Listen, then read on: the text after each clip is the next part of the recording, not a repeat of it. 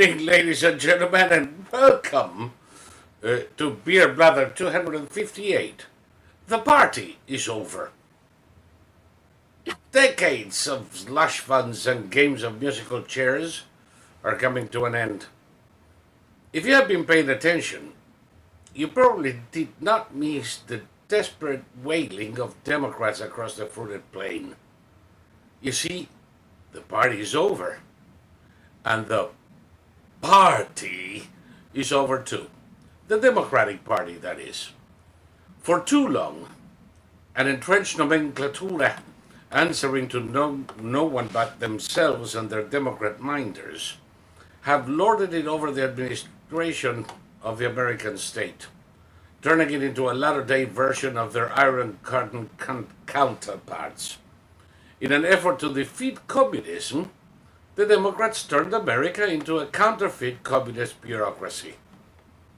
Over the years, beatniks, Peace Corps, refuseniks, and third-rate activists of every stripe populated the administrative positions in every government department.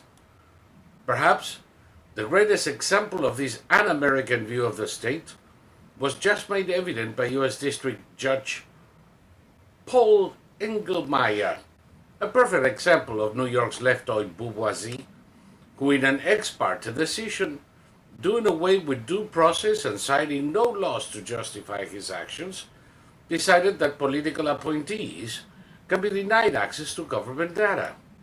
Not even the Treasury Secretary can access Treasury Department data. Only the apartchiks can.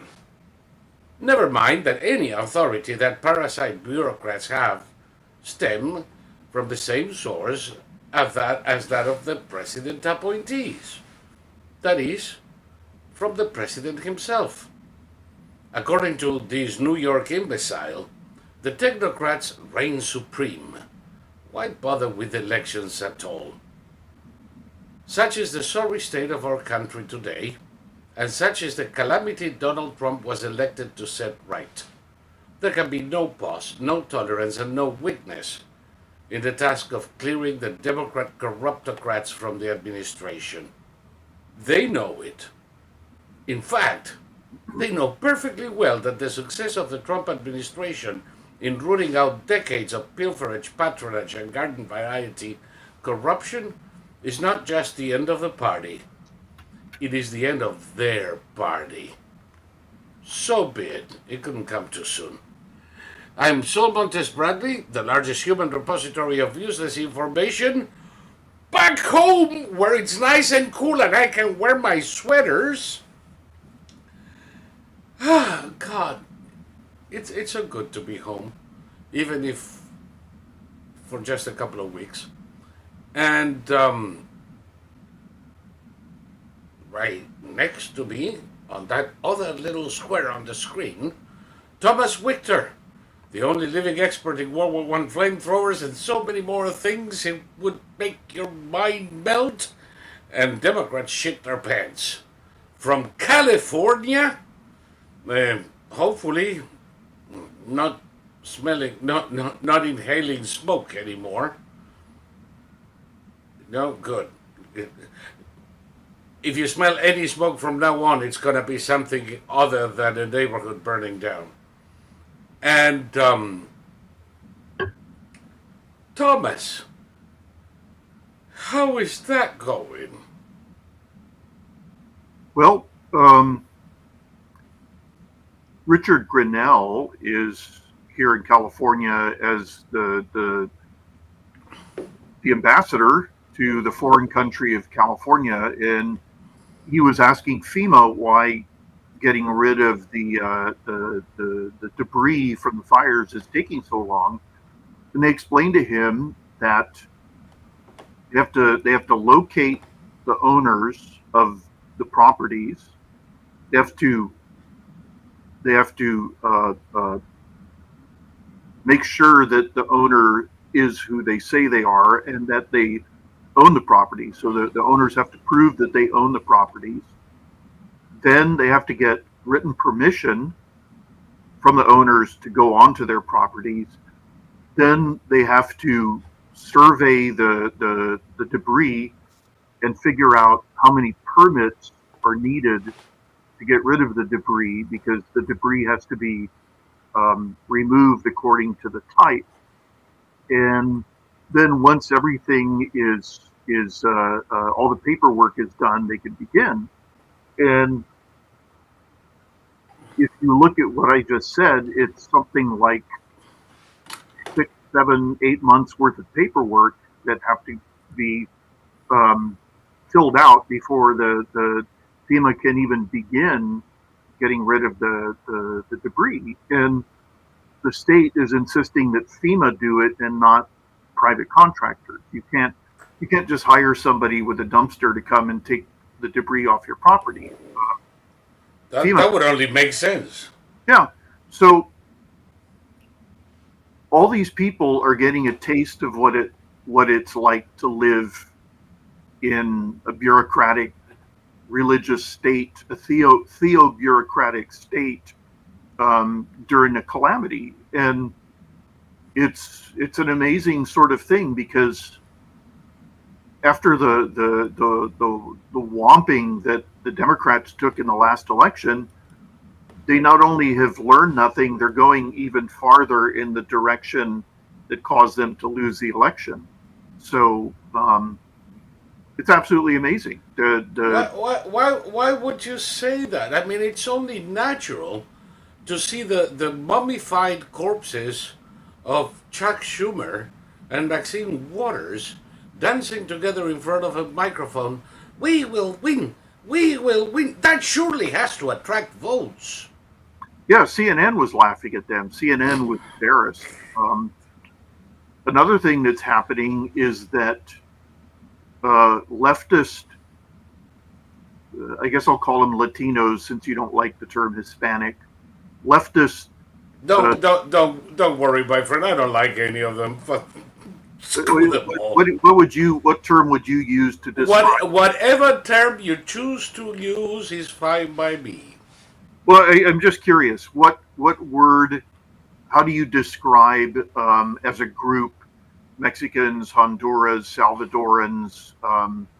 What do you call them? That's the thing. I don't see a group Spanish speakers, but they speak different dialects of Spanish. I don't think they are a group. I don't think they have anything in common. I don't think that a German from Chile, an Italian from Argentina, another German or Portuguese from Brazil, or a Chinese from Peru have anything in common with one another. So how do you when you talk about the voting demographics, it's permissible to say white Americans, it's permissible to say black Americans. How do you describe? I mean, I tried not to. By the way, I'm not trying to be a contrarian. I like this question.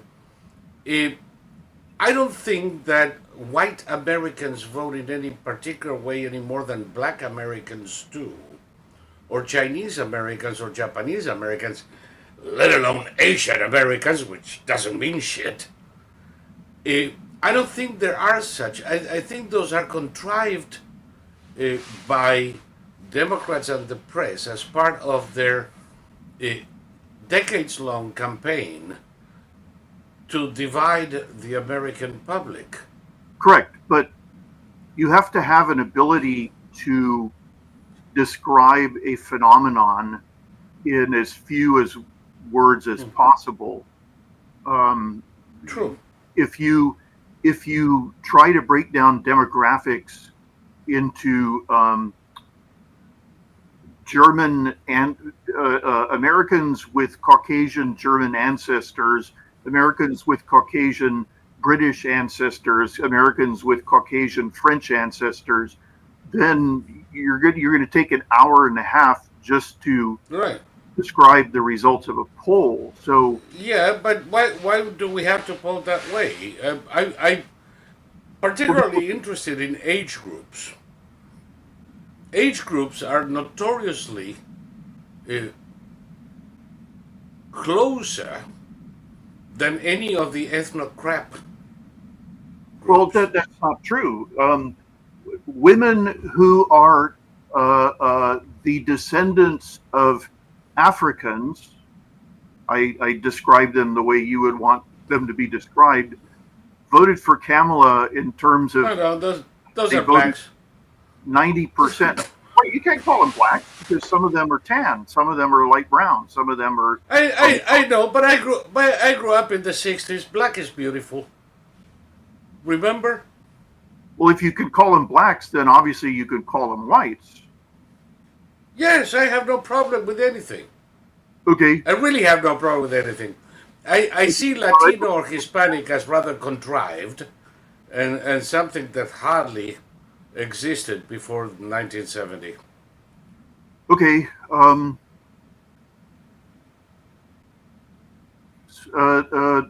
Americans who are descended from Spanish speakers and who vote on the left, whoosh, that's a mouthful.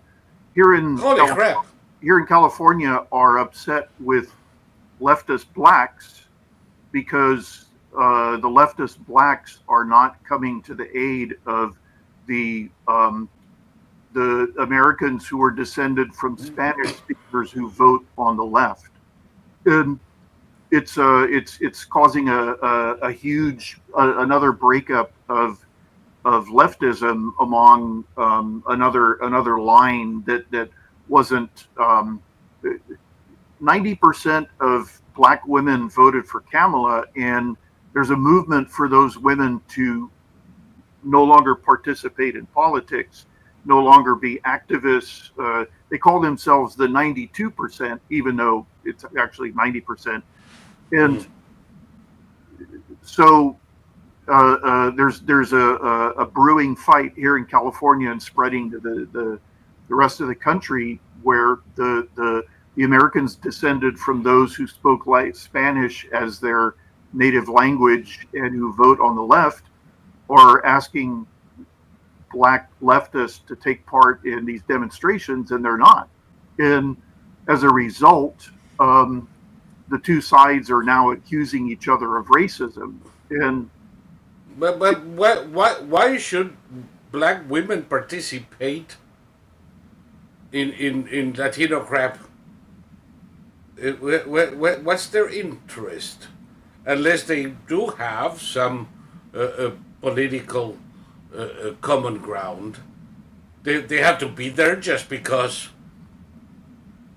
yes, If you don't come here, you don't like the Spics. the people on the other side who are descended from Spanish speakers, they claim that they came out for the blacks during the BLM protests, et cetera, et cetera. And so now, Crap! now it's time for the blacks to stand up for the Americans who were descended They're from. presenting the invoice now. What? They are presenting the invoice for their past services. Of course. And this is causing And there you were thinking that it was worker solidarity or some other shit like that. no, it's entirely based on race. And it's leading to a hell of a lot of vicious name calling from both sides. The black I'm loving it. I haven't seen it, but I'm loving it. The black Americans are claiming that every other non-white group in the country has racist terms for black people, but black people have no racist terms for all those non-white Americans, which is a really funny thing to say because black Americans use the same racist terms that white Americans use when describing and a few of their exclusive property. Yeah. So California is it's not getting anything done in terms of rebuilding, and all its leftist citizens are now starting to fight each other. And it's funny. It's extremely funny. They have their marches where they come out and they fly their Mexican flags, and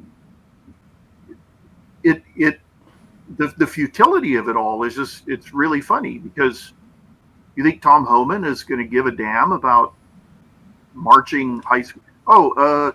It's mostly high schoolers. High schoolers are being told by their teachers to go out and march. And today, Two of them, who were both Americans descended from those who speak Spanish as a native language. One ended up stabbing the other and putting him in the hospital in critical condition based on nothing that anybody could. Is it by any chance a hospital dedicated to service those descendants of people who spoke Spanish? Well, I don't know. They didn't say which hospital he went to. Okay. But there was video footage of the guy taking off his shirt, and he was bleeding. He looked like he bled out about a quart while they were waiting for the ambulance. And all these nitwits, nobody had any idea how to staunch the wounds. He was just standing there, took off his shirt. He was all sliced up, and nobody had the brains to take off their own shirts and press them against the wounds. He was just sitting there pouring blood out onto the ground while all these nitwits just kind of didn't know what to do. Looking for the cork. I mean, these are people who have been taught by the school system to go out and march, but not. They don't know that if somebody is bleeding profusely, you staunch the wound by putting pressure on it. None of them knew that. It was a giant crowd of kids. So that's California. I remember when I went to school, we had classes in all of those foreign, strange, and probably oppressive colonialist subjects like biology. Remember biology? Yeah, I took biology in high school. Right, and history, and all of those white colonizer subjects. And in one of those, we learned about the human anatomy. Oh, my God. And I think the first time I was taught how to apply a tourniquet was in one of those classes when I was 12. Yeah, I mean, we got little pamphlets, and they were talking about what to do if someone was cut, what to do if someone was being electrocuted, what to do if someone had a snake bite. Yeah. All of that was. I mean, we were given that information. I got it. Like basic first aid. I think I got it in first grade. Yeah. Basic first grade. What do you do with a bleeding nose? What do you do with a cut, with a burn? How to recognize first, second, and third degree burns? What to do as kids? But you're telling me that these 17, 18-year-old parasites waving Mexican flags. You ask me, what do I call them? Mexicans. That's what they choose to be. Well, they didn't have any idea, and the guy who'd been stabbed, first they had to get him to stop running. He was running, so his heart was racing and pumping out more blood. I don't know. It was just pathetic. No. There's a radio host here who's it's deeply silly. He claims to be apolitical. He's totally right wing, but he just you can't say that on the radio. And there's a certain type of person who they're above it all. They believe that there's no difference between the right and the left. Tell that to Trump. Tell that to USAID. Tell that to me. He was on vacation, and they had this leftist in, and this leftist said that it was insane to shut down the Department of Education because they don't control the curricula. All they do is fund public schools, and it's like that's how they control the curricula. Well, I was going to say they do control the curricula, and they do it by the power of the purse. It's what we're discovering, and it's just beginning. Politico got $8 million from the federal government in 2024 alone. That's just the first organization. there was a scandal several years ago called Gamergate, where female leftist journalists out of the blue started attacking male computer gamers based on their attraction or their like for the female characters in computer games. You know, very busty, hyper attractive females. And What were they? The anti-jack-off patrol? well, they started referring to male gamers as radicals, as extremists, and this went on for years, and it got to the point where it bled over into the mainstream, and it was just revealed with the funding of Politico. Politico was one of the mainstream outlets that was attacking male gamers, and it turns out that all of Gamergate was funded by the federal government. So we had the federal government trying to change the computer gaming culture, I guess you could call it. There have been multiple attempts to make woke left games with deeply unattractive female characters, and one of these took 5 years to create, and they opened it on a Monday. They gave it, they had it for sale on a Monday, and by Friday they had closed it all down, and the whole thing was just a write-off because it was a catastrophe.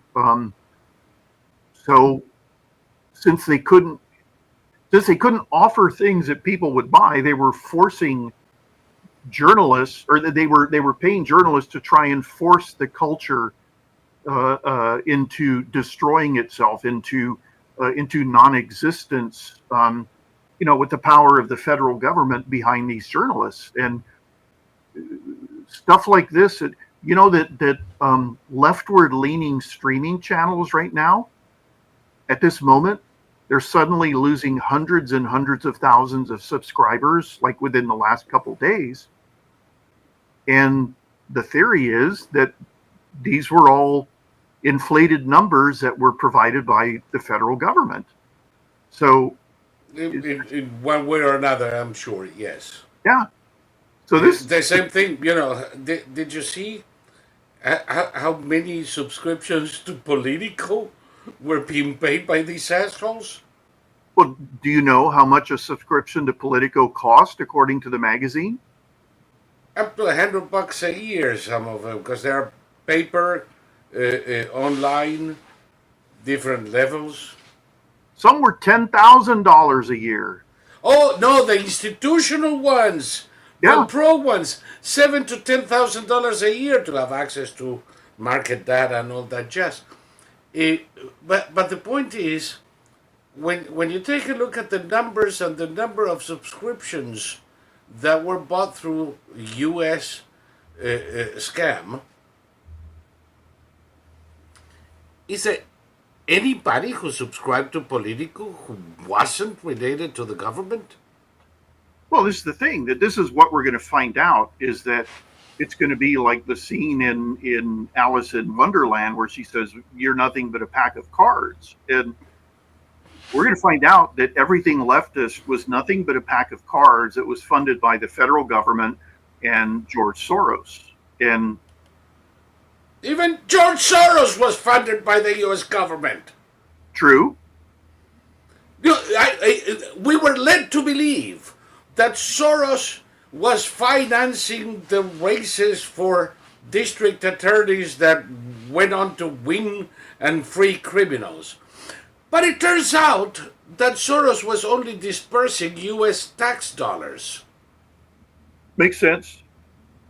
Because USAID put 250 fucking million into the Open Society Foundation. Even Soros was being paid by these assholes.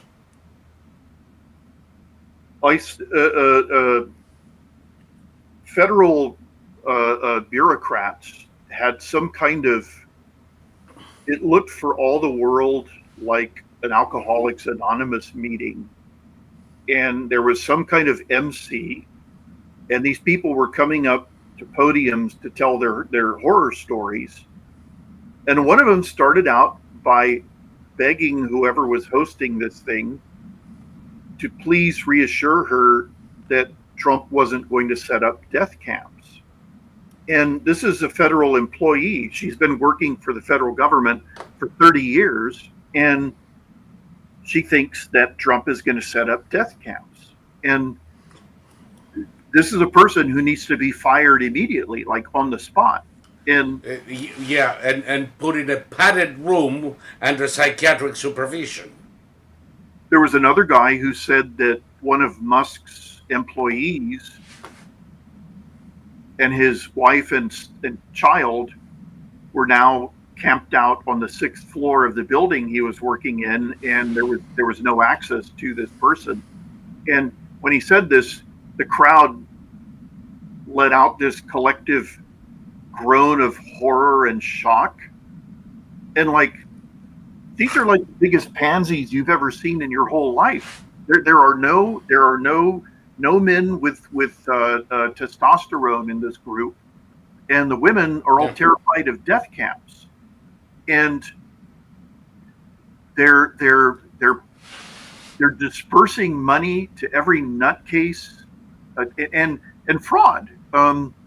You know that the Mexican mafia, the Aryan Brotherhood, they have entire fraud networks set up in prison where they get state and federal aid. Yes, it's astonishing. I mean, it was on MSNBC. It was a bunch of grim people wondering if Elon Musk had even vetted these people he was working with him. And they were saying, I'm sure he didn't. And it's like, this is coming from the people who are giving money to the Mexican mafia.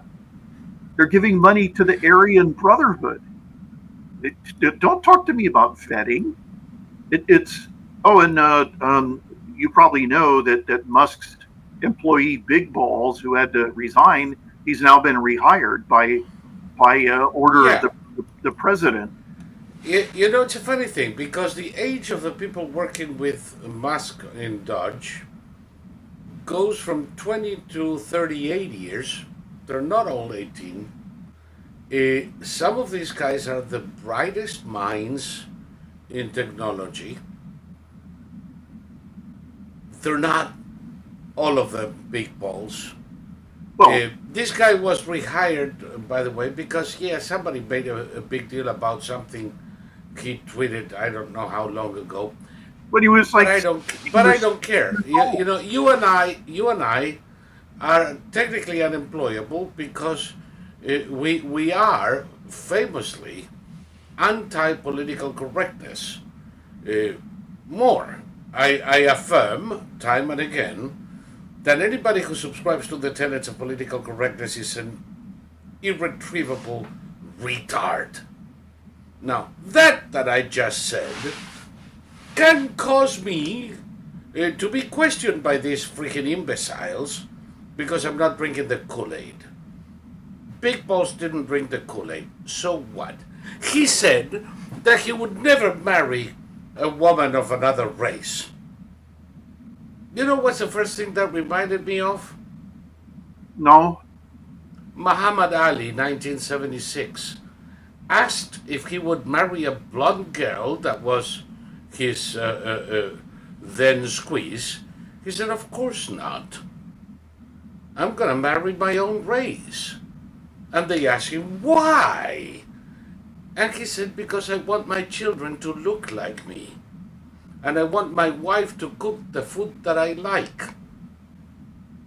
Now, you may agree with him or not, but that is quite common, and that applies to the majority of people around the planet. Well, also, the guy was like 16 years old when he wrote that. I mean, he was being... Well, yeah, not Muhammad Ali, Big Balls. No, I'm talking about Big Balls. Yeah. He was 16 years old. So he was 16. Who gives a shit what he wrote? They're known as edge lords. They like to be edgy. They write edgy stuff when they're little kids. Yeah. I don't care. It, but imagine what he saw as edgy when he was 16. What was mainstream not so long ago by people who remain heroes of this country. Well, you don't even have to Big go back to deal. Muhammad Ali. There's tons of American Congress people who say identical things, and they're Yeah. not a one of them is white. But No. I wonder who Rashida Tlaib and Ilan Omar refer to when they speak of my people. yeah, no, I mean, this is the end of wokeism, and it could very well be the end of the Democratic Party, because we're going to find out as okay. I've been watching a lot of TikToks from black users, and they're saying the same thing you and I are saying. They're saying that this is the end of everything for the Democrats because they stole money and they lied about it, and they doled it out to people who in the end were causing harm to the lower income black community, who they demanded their vote over and over and over and over again. And you know, the last straw was Obama. They brought out Obama, and he had a problem with it. If you ain't gonna vote for a woman, I got a problem with it. And they took that rightly to mean, you know, who the hell do you think you are voting for who you want to vote for? Yeah. Um, How dare you? How dare you? By the way, Movie Time here says that he saw a video of Senator Chris Coons. He says, idiot Senator Chris Coons, but I'm taking away the redundancy. Defending Sesame Street in Iraq, yeah. saying that without these type of expenditures, we would be spending more in bullets. Yeah, because if the Iraqi kids don't watch Sesame Street, then we're going to have to kill them someday. Well, in Iraqi Sesame Street, Big Bird hangs Jews. Well, see, this is the thing. I mean, they're all talking about national security, and what U.S. Sesame Street in Iraq has nothing to do. The guy was trying to claim that we were inculating democratic American values in Iraqi kids. Sesame Street didn't even inculate democratic American values in American kids. You know, you watch it because you thought Oscar the Grouch was funny, or Yeah, some of the cartoons. the Cookie Monster, the Cookie Monster. Yeah, where they had cartoons. The one that I always remembered was a cartoon guy just standing there, and he says L, and it shows a big L, and then he says lips, and a giant pair of human lips appears, and then it kisses him. It goes mwah, and in kissing him, it knocks him flat on the floor, and he goes black L. I remembered stuff like that, but I didn't. It didn't teach me any values. It made me laugh. No. So we're not teaching any values to Iraqis. They're not idiots. They're not little sponges who are going to go, say, can you see? I mean, that's not going to happen. Listen, you're fighting a war with the Islamists. Unless you're going to start throwing big birds at them by the bullets. Well, we're never going to go to war against Iraq again. I mean, it's not going to happen. No. Well, never say never. It's my capacity for surprise is expended. No, anything can happen. And the U.S. and Israel are going to take out the mullahs, and that'll be the end of it for all time. It's that whole era is done. Everybody knows it. Nobody wants to pick a fight with Trump. I mean, the first thing out of his mouth is we're gonna take Greenland by force. We're gonna take the Panama Canal by force, and we're gonna annex Gaza. And the whole world kind of went, oh no, oh God, Holy shit! Yeah.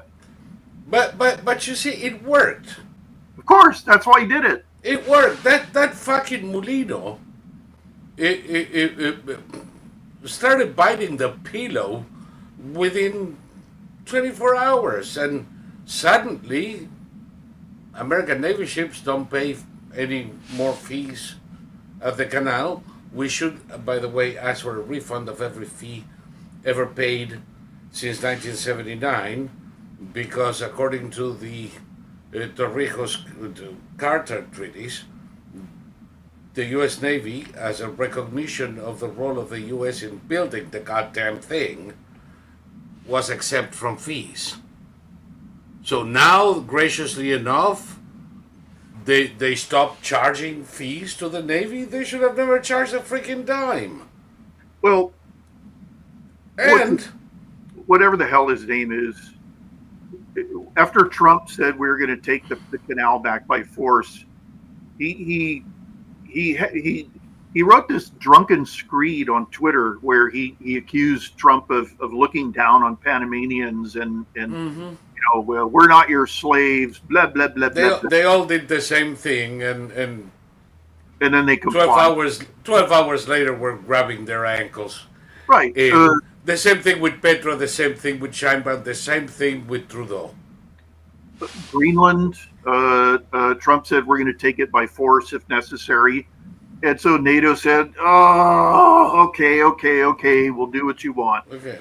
But how many bases and where? Exactly. And in terms of Gaza, the first day Trump said, yeah, we'll go in there and we'll make it part of America. The very next day he said, oh, we're not going to send troops and we're not going to spend a penny. So now everyone was going for it. And so what's going to happen is China is out of the canal zone. Well, in the case of Gaza, I'm talking about Gaza now. Yeah, China is out of the canal zone. The Canadians are going to step on the brakes on the border shit. The Mexicans are sending Mexican troops to the border and stopping this caravan nonsense. And Gaza is going to be free from Hamas. And we're going to have to commit to Gaza as many soldiers and treasure as we did in the other three. What? What'd you say? We're going to have to commit to Gaza as many soldiers and as much treasure as we had to commit to Mexico, Canada, and Panama. Yeah, the region is going to take care of Gaza once and for all. And what they're saying in Israel, the leadership in Israel is saying, look, this is the first plan ever announced that's going to solve the problem permanently. And nobody was under any illusions. The Jordanians and the Egyptians immediately said, you're not sending those fuckers here, and we knew that. The whole point was to get, what Trump does. Trump has been in the political limelight since 2015. That's 10 years. None of his detractors have ever read The Art of the Deal. And Trump begins by saying something so utterly outrageous that it gets everybody's attention and scares the hell out of them. And then he moves on to the real sort of deal he wants. Yes. It's like screaming, yo, in the middle of the opera. Yeah. Now that I have your attention. Yeah. I don't know. Over the past year and a half, with all this bullshit from the ICC, which is a bullshit organization that I hope by the time Trump is done will be but a bad memory. People had began to forget who the fuck Hamas and the so-called Palestinians are. When Trump says, well, we need to get him out of there and we need to put him in refugee camps in Egypt and Jordan, he knows, like you know, like I know, that Egypt and Jordan will say, over our dead bodies. Why? Because nobody wants this shit in their neighborhood. Then why should Israel have it? You're admitting we have a serious problem with these people. Are we going to pretend that they're just having a neighborly spat with Israel? Why is it exactly that Egypt does not want them? Because they saw what happened when they went to Lebanon. Oh, they saw what happened every time a group of those crossed into Sinai. Because there's been a shit ton of attacks carried out by these fuckers in Sinai with hundreds of Egyptians dead. The Jordanians know exactly what happens the first time they accepted these idiots as refugees and ended up expelling them, and with essentially a civil war of several years. Black September, right? Yeah. The Lebanese most definitely know what happens when you open the door. They were the Switzerland of the Mediterranean. They're competing with the Côte d'Azur for tourism. Then they opened the door to Palestinian refugees, and within a year, everything turned to shit. And it's still shit. Yeah, the Lebanese had a 17-year civil war. Yeah. And people forget how it started. It started in the Palestinian refugee camps. Yeah. How about Tunisia? How about Tunisia? Same thing. When they were expelled from Lebanon, Tunisia opened their doors, and Arafat had his office for the PLO in Tunis. And they turned Tunisia into shit. And were eventually expelled by the Tunisian army. There's nothing the Palestinians, the so-called Palestinians, touch that doesn't turn to shit. These are very sick people. And, maybe the solution is to send the women and children to some desert location in Jordan and war with the leftovers until there is no one left. Well, most of the Gaza Strip is actually open arable land, and what's going to happen is they're going to build tent cities there while they get rid of, the hundreds and hundreds and hundreds of tons of Hamas munitions that are still hidden away, and people claim that they've got to get rid of the unexploded Israeli ordnance. There is no unexploded Israeli ordnance. But there is a shit ton of Palestinian shit. Well, okay, most people don't know this, but the Hamas puts an IED in every building in Gaza. Every 10 yards there is one. The buildings, the IEDs are put in lampposts. They're put in roads. They're everywhere. And in their infinite wisdom, you only have a handful of people who know the locations of these IEDs. So when those guys are killed, then nobody knows. And so the only way you know where an IED is when it explodes and kills you.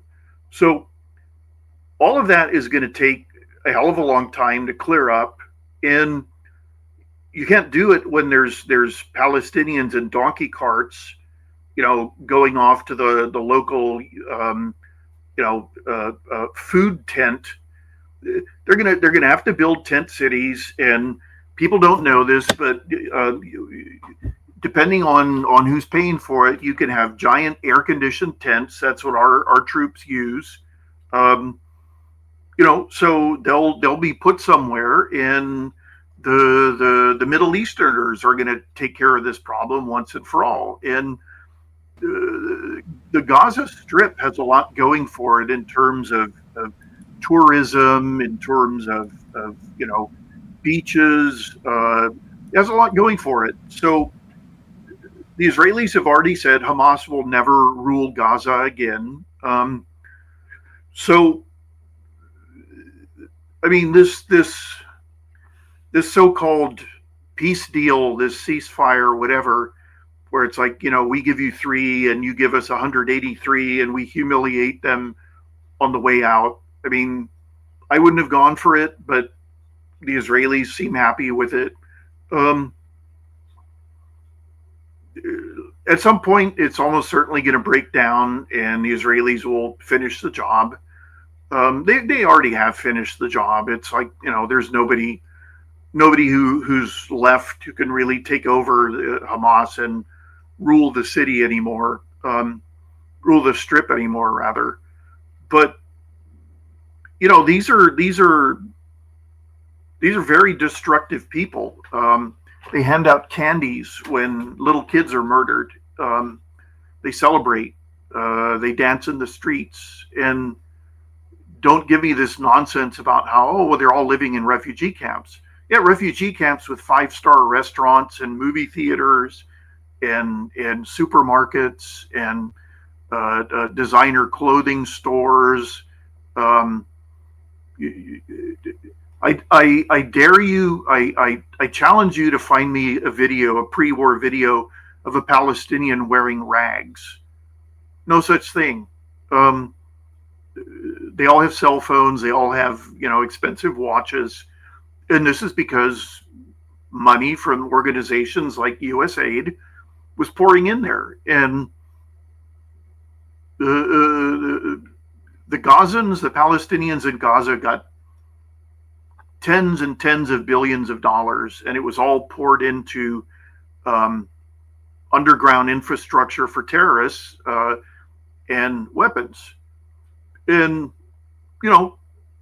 they finally picked a fight that caused their own end. And, it was inevitable because the organization of Hamas was run by a lunatic, and there were too many Palestinians who were delusional, and I don't know what they were thinking. I don't know what the world was thinking. I seem to be the only person on earth who understood that the last country in the world you want to pick a fight with is Israel. The Israelis have been withholding their capabilities for decades, and this time they let it all loose. And they're using technology that almost nobody knows about. I watched so-called experts examining the video footage, and they're saying, this is a 2,000-pound bomb. No, it wasn't. It wasn't. It was a very small bomb. So, the Palestinians basically got what they deserved. You don't even have to argue it in those terms. They got the inevitable outcome of what they were, the road they were on. The road they were on, it's more like a train track. The train they were on, it stopped at the inevitable station, the end of the line. A train track has an end of the line somewhere. Even if it's a loop, a train can't go on a loop indefinitely. The train has to be pulled off the track and overhauled and repaired and everything.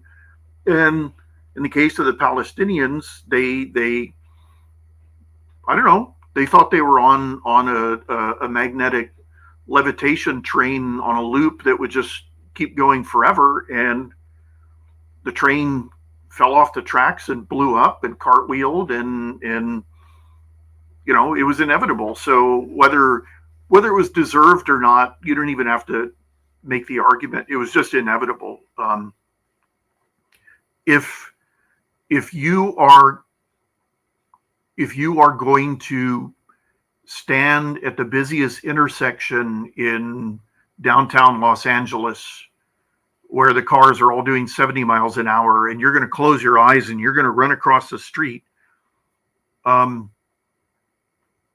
maybe you'll make it the first time, maybe you'll make it the second time. At some point, you're going to get run over. You're going to get killed deader than Caesar's nuts. And that's what happened to the Palestinians. They closed their eyes and ran, and they got run over. They got exploded. They got hit by a car doing 140 miles an hour. I don't know if anyone else can see Saul. I can't see Saul. So we were talking about Trump's plan for Gaza, which isn't really a plan. It's a plan to get everyone in the neighborhood to like take care of this issue so we don't have to. Basically, Trump said, if you guys don't take care of it, we will, and you don't want us to. The same with Greenland. If you guys don't solve this issue, we will. And for some reason, there's a lot of people who think that this is bullying or something. It's not. We've been taken advantage of by people who are making all these deals with their eyes wide open, you know, laughing at us, taking our money. Let's see. Okay, Saul is restarting the computer. All right. Very nice.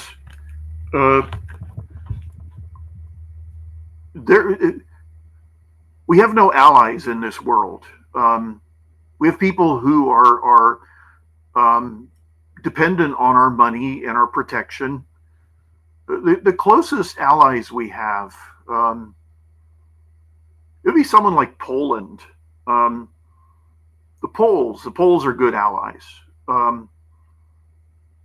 And, you know, the Poles are European, so they've got a checkered past. The issue is that there's the brain rot of leftism. It makes people look up to, say, the Belgians. The Belgians are you know, they're the most moral society on this planet.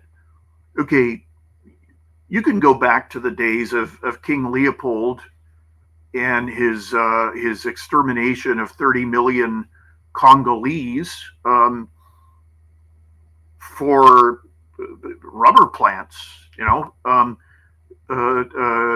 King Leopold's tract of land was basically a hunting range for humans, and that wasn't that long ago. It was in the era of photographs. So we have photographs of Congolese with their hands gone. We have photographs of the stacks of bodies. But you don't even have to go back to the days of King Leopold. Today in Belgium is made up of Flemish speakers, Dutch speakers, and French speakers, the Flemings and the Walloons, and they hate each other, and they don't cooperate in, say, policing. So Belgium is the illegal arms capital of Europe, because whatever you end up doing in a French-speaking area, is the Dutch-speaking area has no idea. And if the French find out that the French speakers, the Walloons, find out that something's going to happen in the Flemish area, they won't tell the Flemish speakers. They'll just say, well, it's not happening in our, we're not going to help those peasants out. So they can't even run their own country. And Belgium is like this big. Belgium is about the size of the screen that you're looking at. So they can't even run that rationally. And yet we're constantly being criticized by the Belgians, because they're the great purveyors of morality. And it's not true. You should ask the people in Congo about Belgian morality. Exactly. Well, you should ask Flems. I knew a Belgian band, and it was all made up of Walloons and one Flemish speaker, and she was the best looking one in the band. But I spent the night talking to her in a bar. She spoke perfect English, and she was just telling me, yeah, they're all assholes. Walloons are assholes. They hate. They look down on. They hate. They mock. They do everything. Basically, the band was owned by the record company, so they had no choice. They had to take this beautiful Fleming as a backup singer. And it was pretty bad. And you hear all this nonsense about how white people all stick together. Yeah, that's why the Europeans regularly went to war like clockwork every 20 years. And Does anybody stick together? no, nobody sticks together. Black I mean, people. the history of humanity is we came out of a cave, we saw somebody with something we liked, and figured out a way to give it over their head, take their women, their property, and move to the next cave.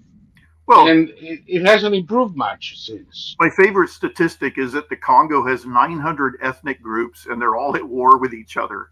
You know, It, so it's like, and here in this country, like light skinned American blacks look down on dark skinned American blacks, and you know, among Spanish speakers, there's a hierarchy there.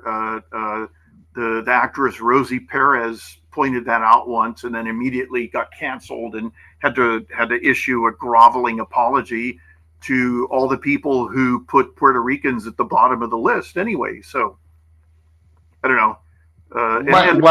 why, where do they belong? Well, she said the Puerto Ricans are at the bottom, and Good. That's where they belong. I fail to see what the problem is with that. well, it's the problem was that she mentioned it. She brought attention to it, and Right. she wasn't supposed to. But in this country, like white people, oh, we all stick together. Yeah, yeah, yeah, yeah. George Soros and some red stater who drives around with a rifle in the window of his pickup truck. They're buddies. They have all the same values. Um, I don't know. What is it with my camera? I don't know. Am I moving for you or am I just frozen again?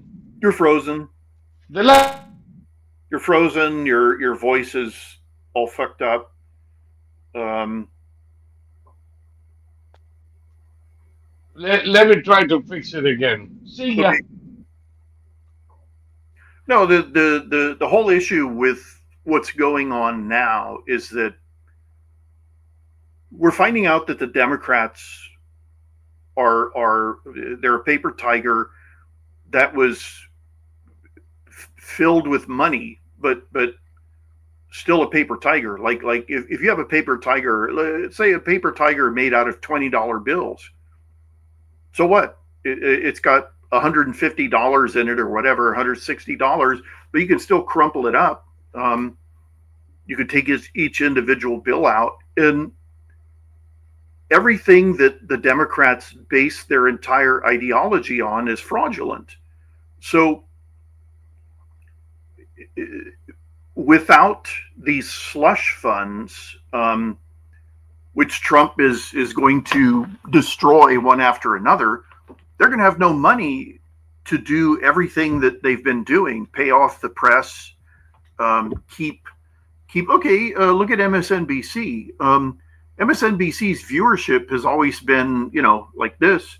They were paying Rachel Maddow $25 million a year. They weren't making enough money to do that. Where were they getting the money? The federal government, and they didn't think that this would ever be revealed, because in the past, every single Republican had his own dirty laundry, and they didn't want to rock the boat, because okay, the people working for Elon Musk, they're rocking the boat, and Reddit doxed all of them and was calling for hitmen to go after them. And so the FBI came after Reddit and said, we need the IPs and names of everybody on this here website. So Reddit is probably going to go the way of the dodo. And there's nothing wrong with that, because Reddit is now insane. If there are subreddits about oil painting, about art, and if you go on there, it's nothing but hysterical, hate-filled leftists and you can't. You are required on Reddit to take a stand. Either you're for us or against us, and if you're against us, then you get blocked. You get banned, and all of that is fine, but it leaves you incredibly vulnerable because you are completely ignorant of what your opponents are doing. All these idiots who went to Blue Ski because they couldn't stand being on Twitter anymore, they have no idea what's going on. They did not see Elon Musk and Trump doing the massive damage they're doing to the Democrats. They didn't see that coming. They consoled themselves with the whole notion that Kamala is going to win the next time around. For the DNC, we're going to have as deputy chairs, we're going to have David Hogg, and we're going to have some guy who looks just like Kid Creole from Kid Creole and the Coconuts back in the 1980s. And this is how we're going to get young people back. David Hogg? And the guy they chose as the chair of the DNC. Whoo. No, when they were campaigning, one of the people who wanted to be head of the DNC was an obese black woman who started singing, and it was like, swing low, sweet chariot, and it was embarrassing. She was a cartoon character, and it was a cartoon character that's not based on anything real. There's nobody real like that. Like, when you're having a board meeting, the black people don't break into song. That's not real. That's in the movies. And speaking of that, okay, the most Oscar-nominated film of all time is about a Mexican drug lord. It's a musical about a Mexican drug lord who becomes a transsexual woman. And the message of the movie is that by becoming a woman, all his previous sins and crimes are expunged, and he is now the most moral person in the world without having to atone for anything. As he says, that was a different person. That was a man. I'm a woman now, so therefore I'm starting on a clean slate. And it's got horrible songs, and it's about Mexicans. It doesn't have a single native speaker of Spanish in it. The actors who speak Spanish, I think the actors who try to speak Spanish are doing a horrible job. Their accents are terrible, and they've got things like the female lead, Zoe Saldana. She breaks into song and dance, and for no reason, she yanks a hank of blonde hair from some blondie and then rubs it on her crotch. Why? I don't know. Because it's sexy. It wasn't sexy. It was ugly. It was coarse. It was crude. And this thing is, best actor, best actress, best score, best screenplay, best movie, best director, best everything. And it's universally been panned by everybody. Transsexuals hate it. Mexicans hate it. It's unbelievable. And the director now, it turns out that the lead, the guy who became a woman at the age of 46, or a fake woman, whatever, he's got a years-long Twitter history of hating Muslims, hating or making fun of black people, hating Jewish people, and so the director has cut off all contact and has publicly disavowed this person. It's a catastrophe. It's a catastrophe on every level. And It's because the whole movie was written by woke lunatics who the movie could pass as a deliberately awful movie made as a satire, but it's dead serious. The reason, according to Zoe Saldana, the reason that the drug kingpin, the reason he's become such a good person by becoming a woman is that he's helping change society. And when you help change society, you're a good person. Like Hitler. Hitler changed German society. Well, Hitler changed world society. So he must have been a saint because he changed society. Notice she doesn't say change society for the good. She just says change society. Mao Zedong, he changed society. Joseph Stalin, he changed society. Vladimir Putin changed society. These are all saints on earth, saints in human form. So the people who wrote that movie honestly believe that stuff. They believe that if you, this is okay. Transsexuals. There were different people who were sort of the I hate to use this term, but it's the only term that works. They were pets. So for a long time it was Muslims, then it was black people, then it was transsexuals. Okay, whatever happened to BLM? Like a lot of George Floyd. There've been 15 attempts to recreate another George Floyd, including a guy who was fired at 92 times by the cops. He was in his car. He opened fire on the cops, and the cops had surrounded the car, so they all just fired into the car. And the guy was hit in there were 92 bullets fired, and the vast majority of them hit this guy. And the activist said, look, this is horrible. And the whole country said, I don't care. This happened 15 times before they gave up. And by turning to transsexual activism, they chose the least likable and the least the group that it was the least possible to be empathetic with. When you had that bald-headed freak with a beard wearing his red cocktail gown in the White House, the energy undersecretary or whatever the hell he was, stealing luggage, just awful, like mortifying. You can't have empathy for someone like that.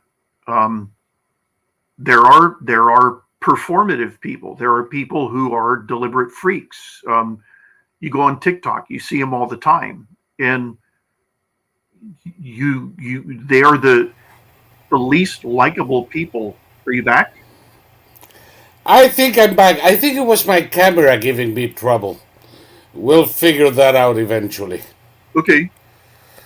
But I'm back! I'm back! Now, what the hell were we talking about? Oh, Sam Brinton? Who's talking about Sam Brinton, the luggage thief? Were you talking about Sam Brinton? Is he who the hell is he?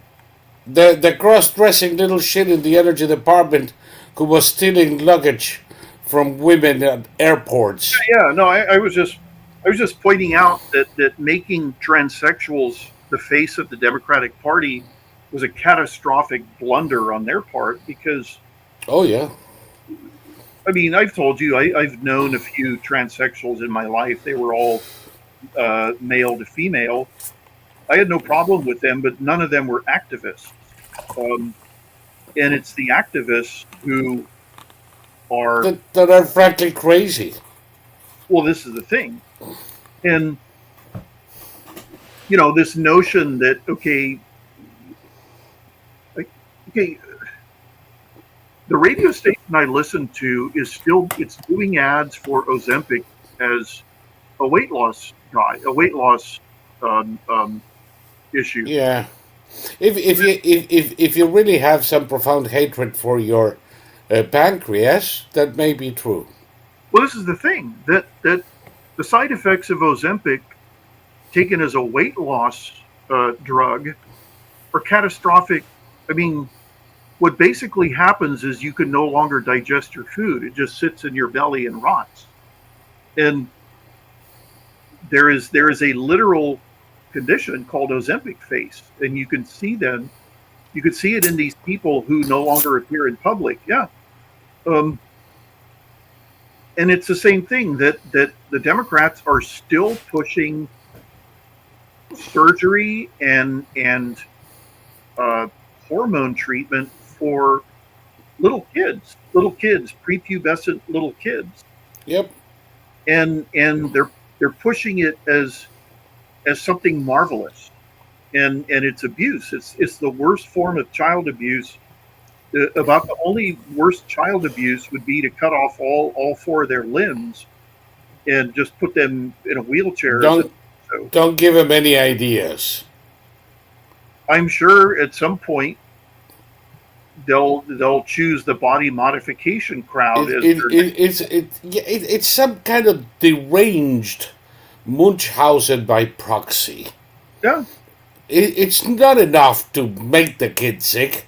You gotta cut off their balls, give them a mastectomy, pulled out their uterus. These people are sick beyond definition. So then they can display them as pets. Well, What's the difference between that and cutting off their legs so you can show how compassionate you are with a little wheelchair bound kiddo? well, this is the thing, and it says a lot bad that there's still doctors and nurses who support this, and you know we've seen occasional doctors and nurses who go crazy on TikTok and talk about how they would deliberately harm their conservative patients, and then they're immediately fired from their position and lose their medical license, and that's the end of them. But I have no doubt that they would actually go through with it. That I don't. Yeah. And then they always Look, they apologize and they say that isn't me. It's like, of course it's you. You said it. Who else said it? look at this fat cretin, Letitia James. Yeah. The fascist uh, attorney general for New York. She's instructing hospitals in New York to disregard Trump's executive order and continue to perform gender mutilation on kids. I mean, come on, what is the principle? You said the biggest mistake the Democrats have done is the biggest mistake they're still doing. Well, and this is And we cannot let them walk away from this one. well, this is the easiest thing in the world. Trump just has to cut off in all of New York State financially, and they'll come around. Always the pockets. Yeah. But it's gonna be a little bit more than that. The degree of delusion of the leftard class in New York City is something for the annals of psychiatry. This is not politics anymore. These people are fucking nuts. Okay, I would agree that it's delusion among the voters, but someone like Letitia James, she's doing this out of pure hatred. Like she neither believes nor disbelieves in the whole transsexual issue. She's doing this because she hates Trump and she's trying to defy him in any way she can. And if you tied her to a chair and you know threaten to put a car battery, attach a car battery to her and say, explain to me why you hate Trump or I'm going to give you a shock with the car battery, she wouldn't be able to. She wouldn't be able to. Well, if you don't know how to do the car battery trick, maybe somebody financed by USAID can teach you. Oh, of course, they can. No, it's just really. I remember my father was telling me horror stories about, the U.S. government. My father's oil company had to literally go to war against Cuba, Cuba armed and trained terrorists who were trying to blow up the pipeline. What's this? This is. Let me see if I can. Okay. Okay. The death and legacy of Dan Mitrione. One of my youthful memories was when the Uruguayan guerrilla movement, the Tupamaros, kidnapped this guy as he disembarked from a plane at Carrasco Airport in Montevideo. And then they held him for a couple of weeks. Then they executed him by firing squad and put out all the information about him. And by the way, that was, it says here, August 10, 1970. I was about 11 years old at the time. And I remember this well because I later knew people who were involved in this. One of them actually made it to president of Uruguay. And this guy was traveling around South America in the 60s, in the 50s, in the 60s. If the police or the army got you, they would beat the living crap out of you. And you will either talk or not. Most people did. But Mitrione is the guy who introduced, among other things, electric shock as a means of interrogation. And he taught it to the Brazilian army, and he taught it to the Uruguayan army and to the Argentines. And he was doing all of this as part of a program financed by USAID of assistance to law enforcement. That's what they called it. The American taxpayer dollars were financing the development of cadres of torturers throughout South America, courtesy of USAID. It was initially done by the IAC, International Cooperation Agency, something like that, ICA. But that was USAID for 50 years. For 50 years, these people have been using, in a very discretionary manner, tax dollars to do the most abject acts around the world that the American people wouldn't put up with. And now they're defending them? Yeah, because now all they do is put on Sesame Street for Iraqi children. That's it. How could you? Yeah. Sesame Street for wacky children in Iraq. Yeah, that works. Trans magazines in Argentina, gay operas in Colombia, in Pakistan. In Pakistan. Mm-hmm. They were also instrumental in the coup that they had last year in Bangladesh that ended 20 years of rule by the daughter of the founder of Bangladesh and imposed Islamism as the new wave of the future. So the US government financed an Islamist movement to take over one of the most rapidly developing countries in Asia. When are we going to ask for explanations? Now,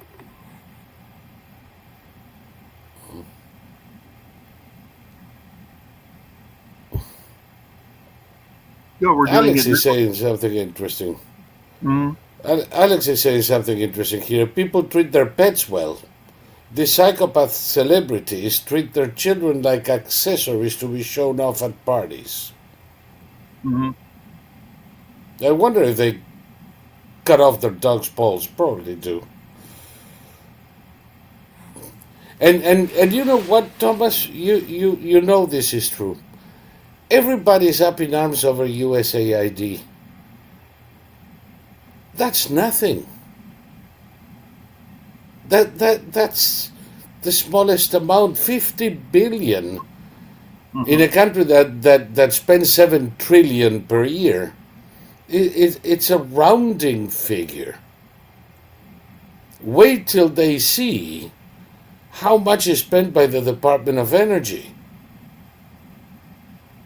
You mm-hmm, think USAID gave money to the press? Take a look at the Department of Energy, the Department of Interior. Every single office of the federal government is a slush fund. mm-hmm. Wait till we take over Pocahontas' baby. The Consumer Financial Protection Bureau. Wait until we get over there. That is nothing but a slush fund. They're shaking down banks and finance corporations and insurance company, making them pay fines, and that doesn't go into the treasury. It goes into a fund and is distributed to NGOs at the discretion of the director. I remember when Warren set it up, there was all this talk that she'd set it up in such a way that it could never be gotten rid of. Mm. Pocahontas. Mm, She also set it up so that the director couldn't be removed by the president. right.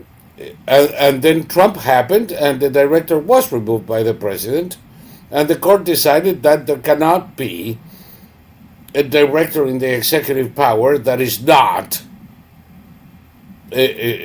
under the command of the president. What kind of crap is this? Well, at the time, everyone was praising her for her brilliance. Not me. Yeah, I remember when she first came to national attention or gave some little speech where she said, "You didn't build that." And Yeah, there were these men in the audience looking at her with teary-eyed love. And I just thought, this is really amazing. It's an amazing thing to see. I thought we learned our lesson from Obama, but you know, no, here's it's part of the same phenomenon. oh yeah, no, I mean, Obama's supporters were in love with him, like physically in love with him. Like they went to bed dreaming about him. They fantasized about him. And it's something I'll never understand. No, no, no. But it's impossible. I always say, it, for me to understand something, I have to kind of like wrap my mind around it. I have to think like my opponent to figure out where he's coming from. But I cannot think like a partisan of Obama. I find the shrinking of the brain to be extremely painful. Have you ever tried it? Well, it's like JFK and RFK. We were told that they were extremely handsome, personable people, and they weren't. Um, they were not handsome men. They RFK had enormous, almost buck teeth. He had the most annoying voice you've ever heard in your life. Yep. And JFK was taking so many medications, his face like this swollen, and we were just told all this stuff that people swallowed hook, line, and sinker. And you know, JFK. I mean, he had a like a factory assembly line of women going into the White House. Yeah. Hence the legend of he came a lot. Uh, and, Yeah, because Camelot takes on a whole different meaning when the Kennedys involved. yep. And I don't know. I just it's amazing that you can get people to believe anything just by simply telling them. Look how handsome he is. Oh my God, he's so handsome. And it's not true. It's like, you know, um, No, no, the debauchery, the moral corruption of the Kennedy White House. And by the way, we're talking this week about USAID, and we've been talking about the government employee unions, and come to think of it, all of these things were shoved down our throats by John F. Kennedy. yeah. Isn't it grand that he only lasted 3 years? Because if that son of a bitch had 4 years, if he did the damage he did to this country in 3 years, I cannot imagine what he could have done in 8. Well, I blame the Republicans. Trump is showing how easy it is to get rid of all this crap. And okay, someone was playing a speech from Reagan in the Oval Office, and he was talking about, you know, it's not the government's money, it's your money, and it was all ringing hollow to me. It was all ringing hollow. He was saying all the right things, and I just thought everybody just wanted to hear the words, and that would be enough. They love this guy because he said all the right things. And Trump gets elected, and within 2.5 weeks, he's like he's mortally wounded all these organizations, and he's just getting started. Elon Musk put out a tweet saying, you know, to the IRS saying you're next, you know. Yeah, but would that be no? It has to be after the consumer financial the Financial Consumer Protection Bureau, because he's already said they're going there. You know, Dodge is going to put people into every agency. Well, this is the thing. Trump And Trump was explaining to a thick-headed reporter that Musk only goes where Trump tells him to go. People like Time Magazine did a cover that showed Musk in the Oval Office signing executive orders, oh right, sure. and this again, this is just sheer stupidity. That obviously this reporter, this was all news to her that Trump was in charge of Musk. Imagine that. And Musk simply makes recommendations to Trump. Musk doesn't have the authority to like start cutting jobs or anything. He makes these recommendations, and Trump is the one who signs the orders. Anybody can make recommendations, and Trump and Musk thus, but he's by far not the only one.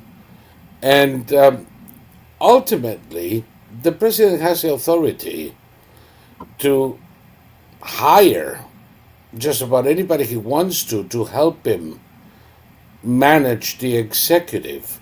What he cannot do is hire the police chief in Tuscaloosa, but he definitely can hire somebody to assist him in the management of his own departments.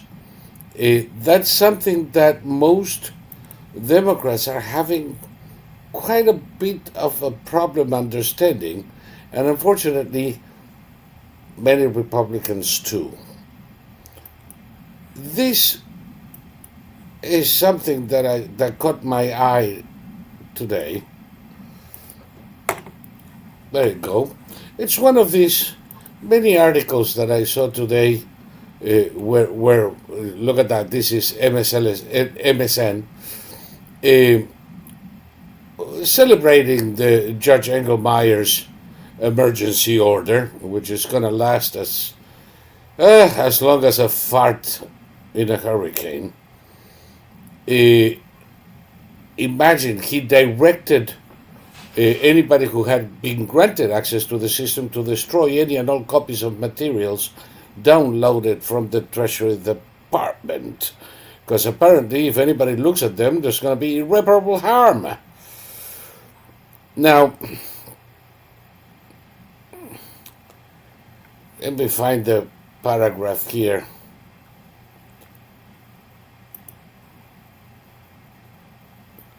Besant's implementation of Treasury's new broader access policy, allowing Musk and his Dutch team to access BFS payment systems, was adopted without any public announcement or explanation. What do we have? Government by permanent assembly? Well, in his mind, obviously. The 19 attorney generals argued defendants have provided no reasons at all to justify the new policy, nor did Treasury conduct a privacy impact assessment prior to implementing the change. They don't have to!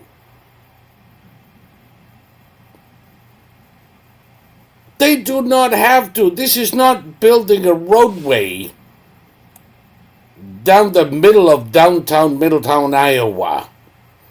This is the internal administration of an office of the executive. These people have absolutely nothing to do with it, but this comes better.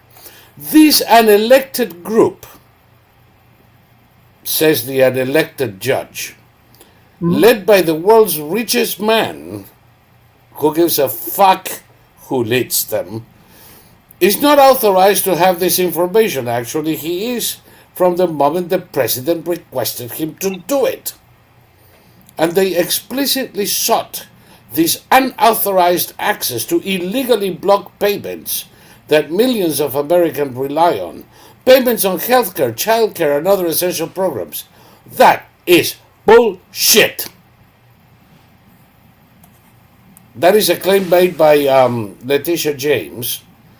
No, none of these programs suffered a stoppage in payments. Yeah. Now, when did all this start? After Besant granted read-only access to his department's payment portal to the read-only access. Oh my God. Imagine the mental powers of these two people, that they could stop payment by reading information. And that was after they were made Treasury employees and underground background checks and security clearances. So at the moment they actually looked at this thing, not only did they have authority, they had authority as Treasury Department employees.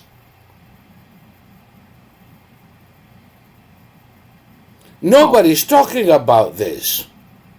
Tom Krause and Marco Elez, at the time they went looking for records, they were looking for records as Treasury Department employees, empowered by instructions from the Secretary of the Treasury under orders from the President.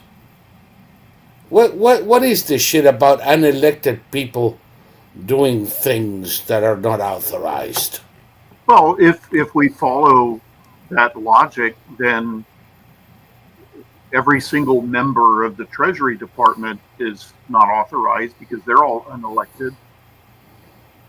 Well, if you read the order from this imbecile, indeed, not even Besant is allowed to look at the records. Yeah. So, according to Musk, billions of taxpayer dollars to known fraudulent entities are still being approved by the Treasury every second of every hour of every day. Period. And not only Treasury, and that is precisely the point. we have not billions anymore, but trillions of dollars. $3 to $4 trillion every year that are going to, I don't know, pay Social Security SSI to inmates in death row. How is that possible? There are billions and billions and billions of payments going to federal prisons every year. Remember with COVID assistance? Yeah. It's like, you know, really the American people is the most patient in the planet. Because this is the kind of thing that leads to spontaneous uprisings. Well, half of the country doesn't know or doesn't. I mean, if you look at what people who are on the receiving end of, say, dishonest articles by Politico, they were saying during the Obama administration that you know all these reporters were being paid by the U.S. government, and they were of course laughed at. You know, this is a right-wing conspiracy theory.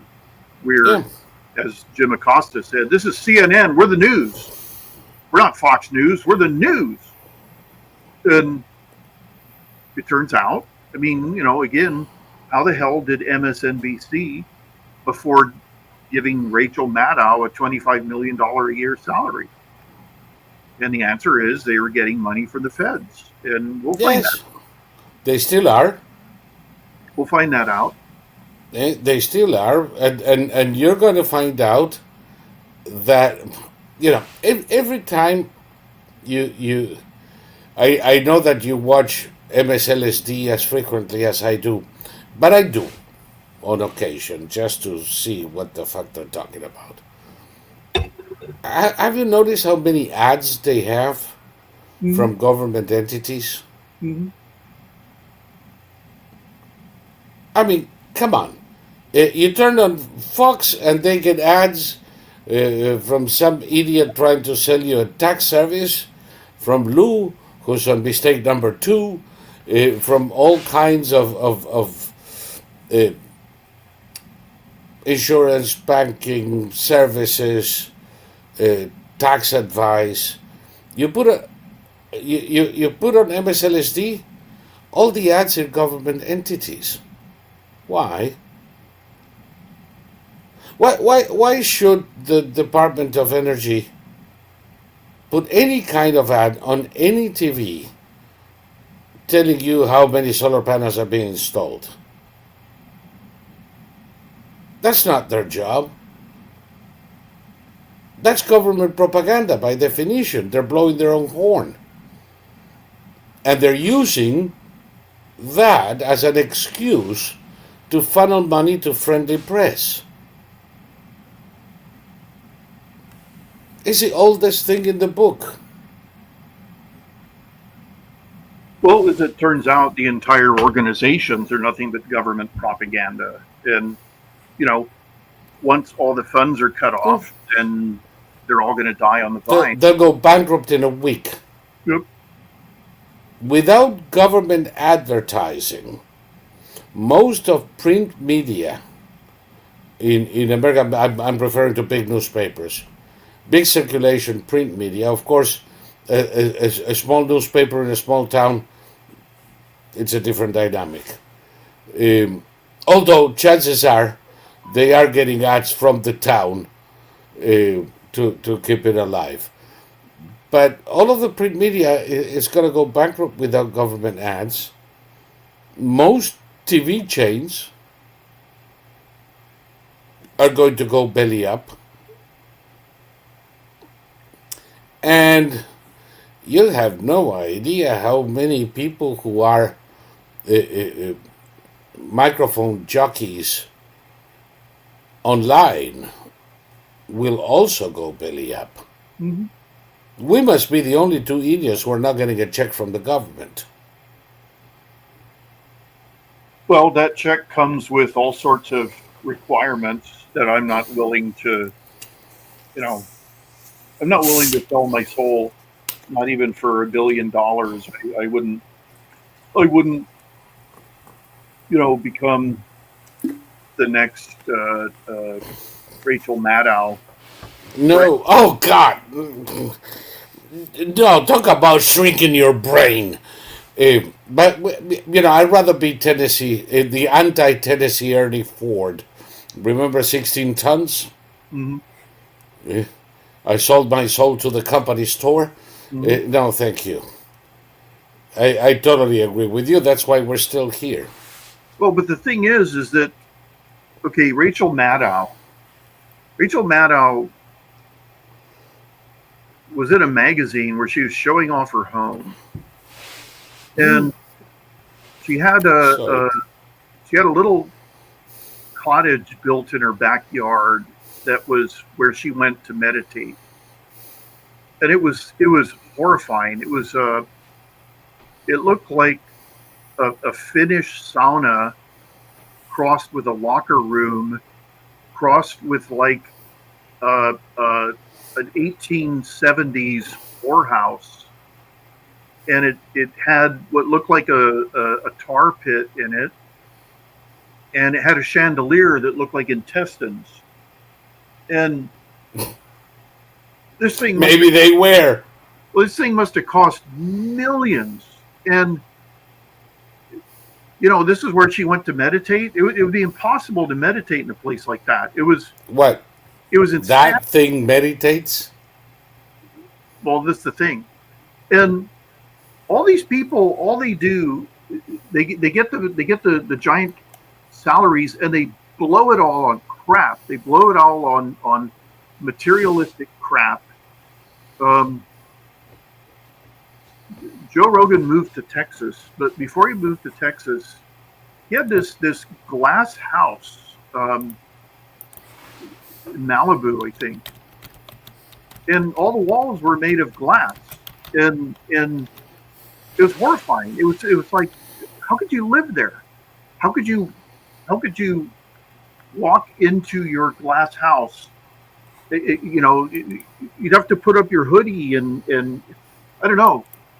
But okay, Joe today or yesterday finally admitted that he'd been fooled by Bernie Sanders. Bernie Sanders, he always thought he was okay. He was for the people. And now he doesn't, he understands that Bernie Sanders is a liar. It was like, Joe, you're a smart guy. You're a really smart guy. I've heard you talk. I've heard you discuss in depth. How could you ever think Bernie Sanders was sincere? How is that possible?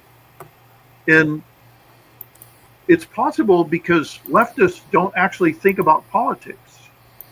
They don't put any thought into it. They just reach out for it.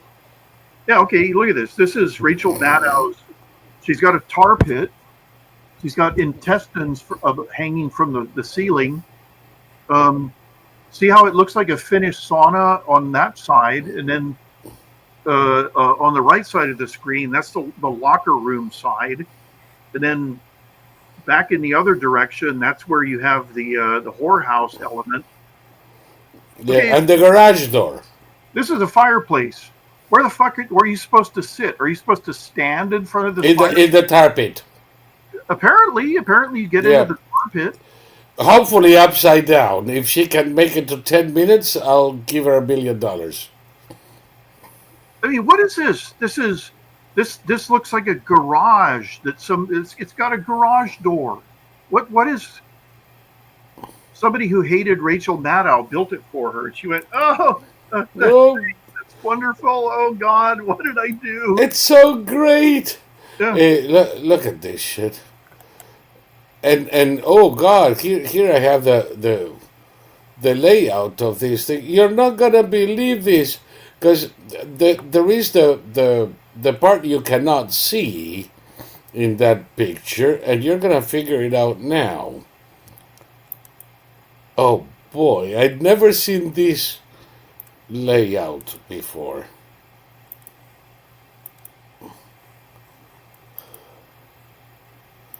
Holy crap. There you go. Yeah, it's a garage. Yeah, there's a bed in there. Yeah, it's a foldable bed. It's because it's it's a foldable bed and And to go from the outside to the bed, you have to go inside the tar pit. yeah. No, and okay, off to the left there, on opposite the bed, that's where there's the red velvet whorehouse love sofa. It's all undulating. Ooh. Um, no, it's disgusting. It's and then on the side, yeah, okay, Oh, there you are. okay, okay. She maybe she read my comment when it first came Yeah. out. She took the whorehouse sofa out and put in. Okay, go back up. Go back up. Yeah, there. Off to look on the left, the right side of the top picture. It looks exactly like a locker room. Yes, it does, doesn't it? You know what's missing? A condoms machine, you know? Yeah, look at that. It's a A garage. dispenser. Okay, Look yeah. at this shit. See, it's got a bed. It used to have a whorehouse sofa. It was right there where the bed is. It was a red velvet undulating sofa with like tassels hanging down from it. Yeah. Now look at this is the New York Magazine by Wendy Goodman, another brainless twerp, and this is not the house. This is kind of like a garage on a house. Yeah, it's a garage that what is that? But that's where she made her house. She lives in a garage. Yeah. No, look at the floor. So the floor is going to be freezing cold unless you've got some Slate. what? Slate. Yeah, a slate floor. It's ridiculous. And no bookshelves Oh anymore. my god. Well, why? Okay, You mean she would have to read? okay. It says where. Go back, just for a second. Yes. Okay, there's the big screen TV. The big screen TV is like 20 feet from the bed. You I'm assuming you'd You- lie down and watch. you need theater glasses. Yeah, you'd literally have to watch TV with binoculars. Yes. The intestines are called a Lindsay Adelman chandelier. Oh, of course. Yeah. Why didn't I know that? Wow. And this is the bathhouse. Now, What? this garage with a bed, it's called the bathhouse. That's where gay men in San Francisco went to hook up at the bathhouses. Yeah, New York City too. But the thing is, you know, bathhouses. There are legitimate bathhouses from Roman times, but when you have this bed in the bathhouse, you know this is not your sauna. The whole thing's ridiculous. It's grotesque. And what I notice is that the idiots at the New York Magazine, all the pictures are from the whorehouse. There are no pictures from the rest of the house. No. Actually, from the house proper. Okay. Can you zoom in on that schematic? This one? Yeah. Okay, look at those Oh, doors. Yeah, that I'm gonna go. Look at those yeah, the doors. garage door. There's the bed, and then there's doors there. If the doors swing inward, that means that they make it impossible for you to go into that room. You can't put anything in the room. So obviously the doors swing outward, and the bed is blocking the outward swinging door. Yeah, it was an afterthought.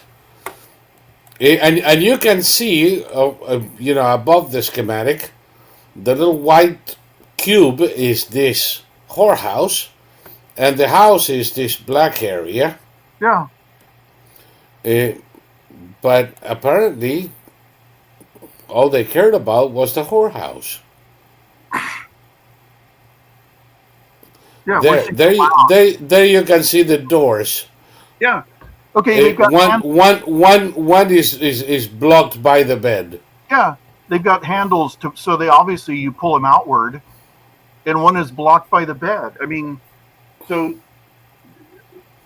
can you imagine how many millions she paid for this? And then she's got Oh this. well, but it was designed by an artist, you know.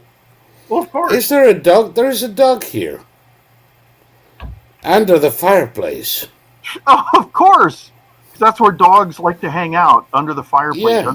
under the jet furnace fireplace. Oh God. Okay, I've had it with this idiot. But yeah, no, everything about her is stupidity. Um, I don't get it. She managed to walk out of a couple of lawsuits by claiming that I'm not a journalist. I'm just a bullshitter. Yeah, yeah. And people are still deferring to her as a journalist. Well, By her also, own admission, she's a fucking bullshitter. okay,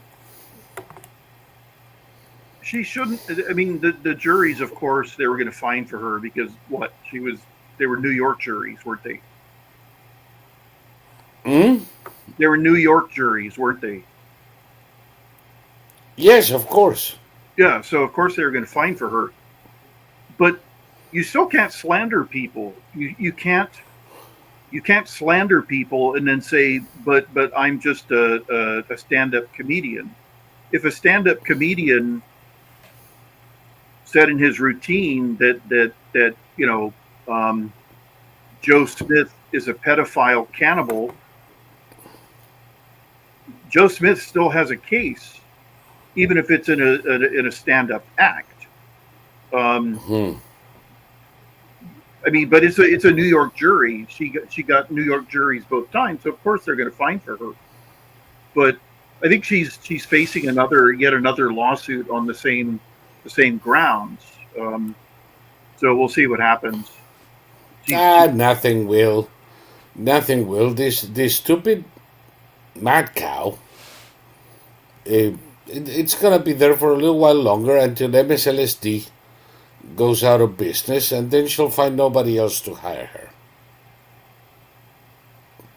well, what? Certainly not at the 20 million a year she's getting now, or some obscenity like that.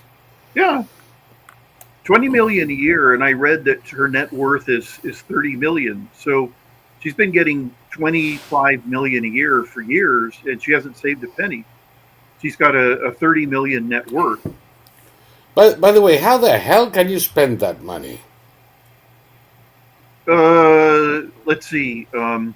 If you Traveling. give me 20 million now, I'm gonna start traveling and spending like a monkey with 6 months to leave.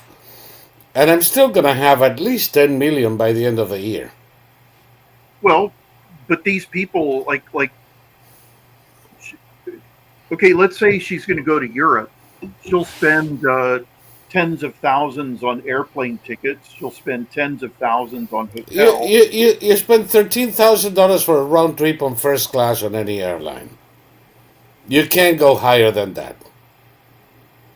Unless you charter a whole fucking plane, that's 100,000. Well, I've been watching videos about bands. For example, Guns N' Roses. Guns N' Roses signed the largest contract in the history of music at that time. And 3 years later, all the band members were like sleeping on floors in garages and things like that. And they signed shitty contracts, but they spent more than, like, one of them bought a $7 million house and ended up having to sell it for like 4 million. Right. That sort of thing. No, that but that is, you see, of course, you can buy a $20 million loft in Miami, and there goes your 20 million for the year. No, I'm talking about spending, not buying real property or cars. Well, we don't know. Maybe she's bought houses all over the world. We have no idea. That would still be part of her net worth, wouldn't it? True. No, I have no idea. Maybe she's supporting a giant fucking clan of people, of parasites. Who knows? Yeah. All these people spend their money. They don't save a penny. No, and they don't know how to spend it. Obviously, there's a bunch of comments on the chat. She has no taste. Yeah. She has no brains. The woman is a nouveau riche that still doesn't know. The only reason she's there is because she licked the right girl in college, to put it mildly. She has no virtues, no abilities, no brain, no culture, no insight. You do the math. When she first started, she was the female equivalent of Keith Olbermann. You know how Olbermann Yes. had rapid fire, sort of robotic way of speaking. She copied. Yeah, with the spittle. Yeah. She copied that. And all these people, they put on glasses to show how smart they are. And it's like, that's like turn of the century shit. That's like, That's like a 10-year-old. Give me a break. yeah. Who puts on glasses to look like an intellectual? Well, Liz Cheney never wore glasses until she became a member of Congress, and then suddenly she wore glasses all the time. No, because now she's serious. Exactly. You see, real people, intellectual or not, will try contacts, will not wear glasses unless they have to. Like right now, I'm in front. I have, 3 different things in here, but I have a large enough computer. Why the hell am I going to wear the glasses for? I don't wear glasses when we broadcast because it reflects the light and it makes me look. It reflects the light. It bothers you, and frankly, unless I have to, I don't like that thing hanging from my ears. There's only one good thing to do with the glasses, which I do often in a lot of places, and is to adjust my glasses if somebody's really bothering me. They give me cover. I raced to get LASIK, says Terry. Truly heroic amounts of booger sugar. Oh boy. That glasses thing makes me want to scream. Anyway, but the thing is, those are the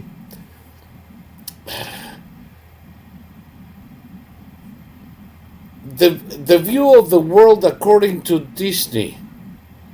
Well, yeah, or for teenagers, or Mary Shelley or something. I mean, I'm sure in Mary Shelley's era, 1818, they put on glasses to show how intellectual they were. Yeah, I'm sure Selena Gomez would put on glasses to pretend to be an intellectual in some kind of shitty TV show. Speaking of which, did you see that movie? I've seen clips from it, and it's beyond belief. Puke-worthy. Well, it's actually beyond that. Selena Gomez trying to speak Spanish. Speaking Yep. of Latino shit, Selena Gomez trying to speak Spanish is the funniest fucking thing I've seen Well, in a she long was time. unintelligible. She was literally unintelligible. Oh God! And words that do not exist. Yep. Where did they get these? Well, Yeah, why did they not hire a single native speaker of Spanish?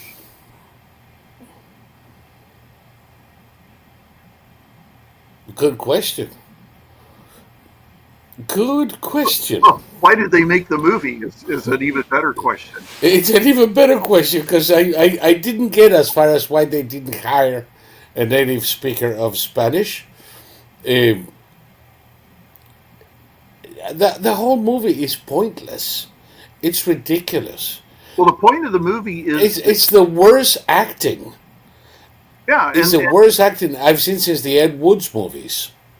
the point of the movie is that getting a sexual transition absolves you of all your previous crimes. So, Well, by being, then the director needs to cut off his balls and redeem himself because musical. this movie is a crime. I'm not a big fan of musicals, but I've seen some old ones that worked. Um, Annie Get Your Gun. An American in Paris that worked. Yes. Audrey Hepburn made one. I can't remember the name of it, but there's a famous dancing scene. She's wearing black, like leotards and a black sweater. Mm-hmm. She's dancing, and it's really that worked. But they've tried. Okay, they made a musical called La La Land relatively recently about, Yes. and it was just like it was awful. It was I don't know. I can't. It's not. You see, there are great musicals, fucking great musicals. Some would qualify as operettas. Anything from Gilbert and Sullivan. Anything from oh God, Hammerstein. In the 50s and 60s. Of course, the musicals written by Cole Porter. Fascinating stuff. Great music, great lyrics, fairly decent stories. Every now and then it gets a little melodramatic, but that is part and parcel of theater in America. But these assholes, the music is shit. The lyrics were written by a 4-year-old. Everything is hammered together because then you discover that the lyrics and the music have absolutely nothing to do with each other's metrics. Well, nobody could sing. Nobody can sing. There was an actor named Nelson Eddy who had like this gigantic, like Queen Mary Foghorn voice, and he did straight movies, but he also he made his forte was musicals. And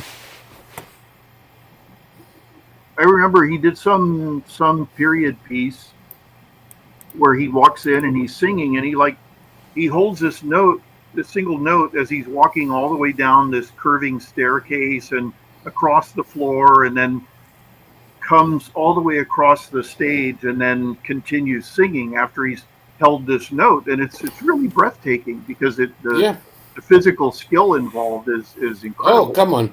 How about Topol in Fiddler on the Roof? Well, that's another one. With the barn scene, If I Were a Rich Man.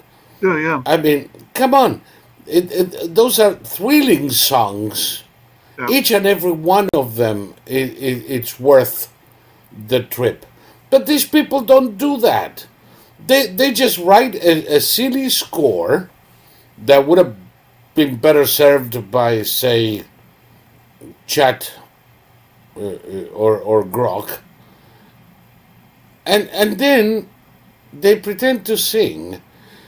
You see, they pretend to sing, and I'm just singing because from this moment on, this is going to be a musical, and my balls shrink all the way up to my throat listening to this shit. I recently saw a Korean miniseries, and it was about a man who may have been a genuine magician, or he may have been completely insane. And the female main character wasn't sure. And the thing about that, it was a musical, but these are two well-known Korean actors, and they could belt. They were just like, there was a scene where they were on a carousel, and then their horses took off and were flying, and they were belting as they were flying up into the sky, and it was impressive, and there was nothing, there was no mumbling, there were no politics, there was no like unctuousness. It was a very hard edged series because the guy was either a genuine magician who could make people disappear, or he was a dangerous lunatic who was a serial killer. And and in the end of the story, you find out he was the real thing, but he's already disappeared again. And it was just really impressive. And this is, I say that as a guy who's not really a fan of musicals, but the fact that everyone in that movie could sing like a son of a bitch, it was amazing. That's really, there was a movie made recently called Joker 2 Folie à Deux, and it had Lady Gaga in it singing and Joaquin Phoenix singing, and Joaquin Phoenix sang the way he speaks.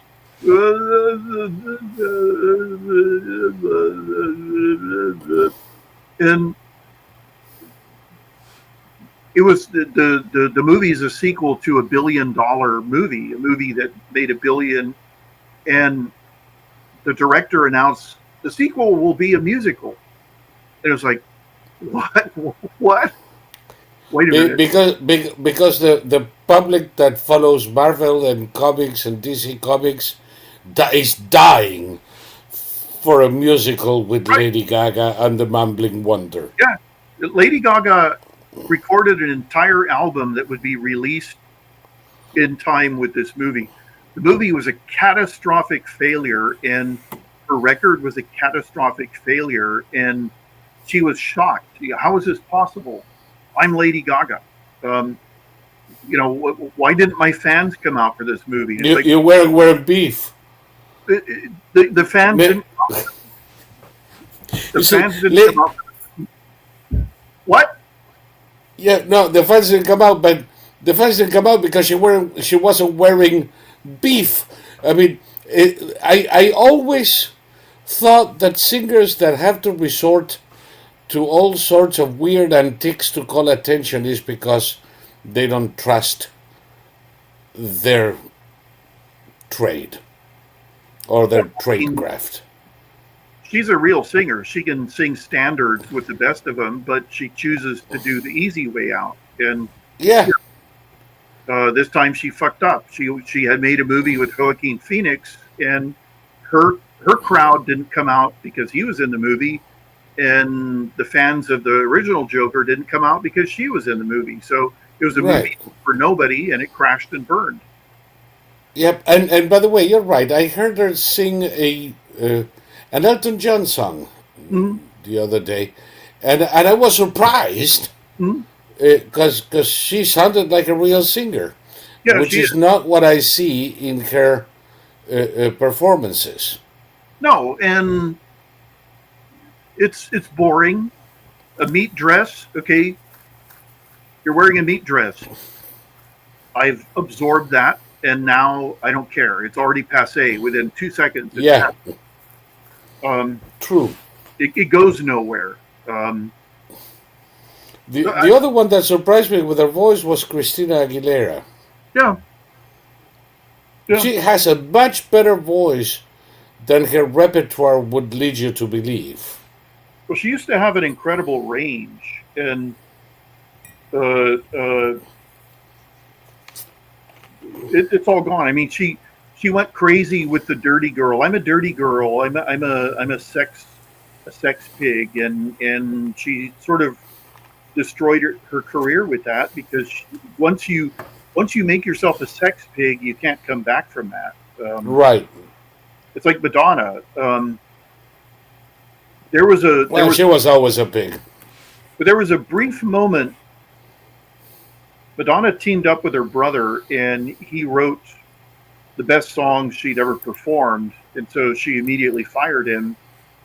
But she did this really great video where she was a cowgirl, and there were these cowboy dancers, and the song was really great.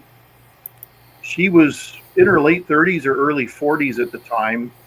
She had lines in her face, but she was very, very attractive. This is before she started messing with her face. And if she had just kept going like that, she could have been successful as Madonna, growing into a 60, 70, 75-year-old singer. Hmm. But she started messing with her face, and there are singers, the singer from the Bangles and the singer from Till Tuesday are the same age as Madonna, and they are still performing, and they haven't had any plastic surgery. And if you look at them, you don't think, oh, look, that's a 20-year-old girl. No, you say that's a mature woman. Hey, I ran into Pat Benatar. She's much older. Sure. She's still singing, Yeah. and she doesn't look weird. It's still Pat Benatar. Well, it's the thing that Madonna is horrifying looking now, and the singer from the Bangles and this other woman, Amy Mann is her name. She looks fine. The interesting thing is Amy Mann and the singer from the Bangles. Every now and then they wear like mini skirts and cowboy boots, and these are 60, 63-year-old women. But they pull it off. They don't Yes. look like 20. What they're doing is they haven't changed their vibe since they were young women. They're sort of funky hippie type women, and so they're not trying to keep up with the Joneses. They're doing their own thing. Yes. And so both of them are very fit.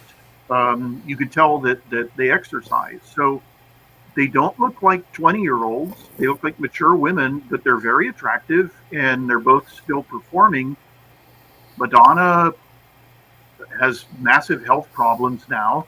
She's ruined her face. She's gaining weight like you Yeah. wouldn't. And what about when she came on stage impersonating a sausage from outer space? Yeah, Yipes! yeah. That No.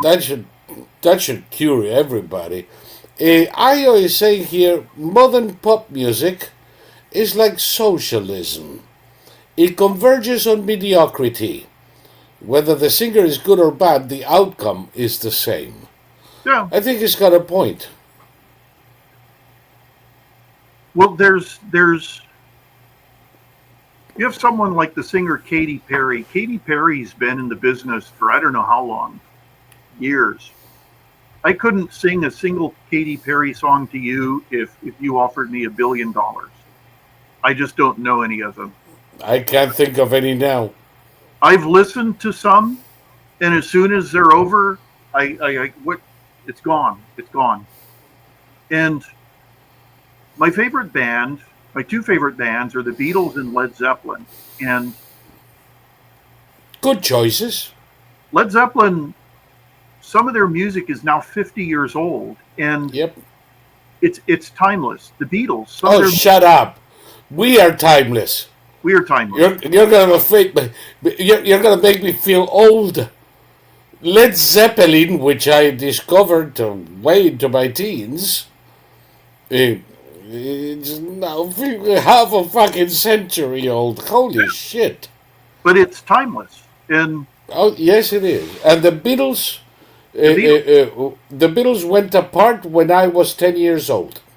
yeah, When my I fa- was 10 years old, they did the concert on the rooftop, my favorite and my favorite yeah, Beatles song is called "Come Together," and "Come Together" is over me.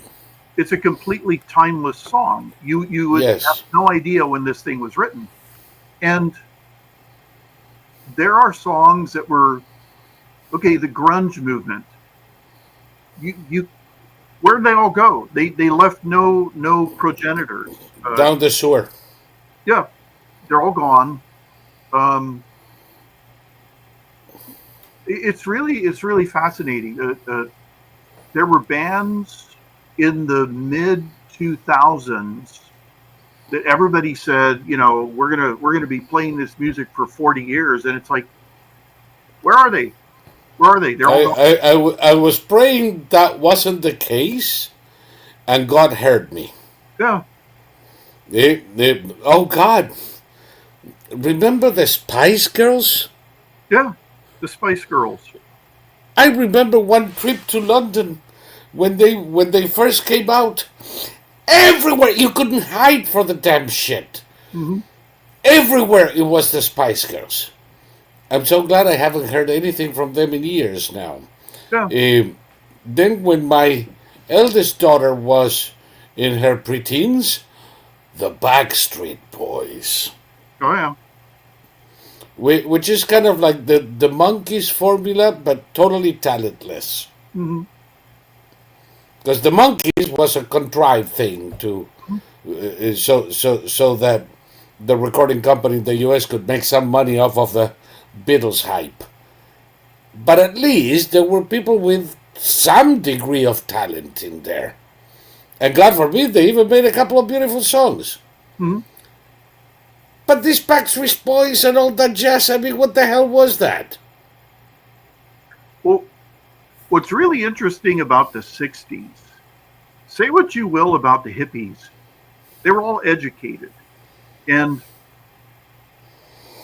a lot of them came to really bad conclusions, but they could argue their positions.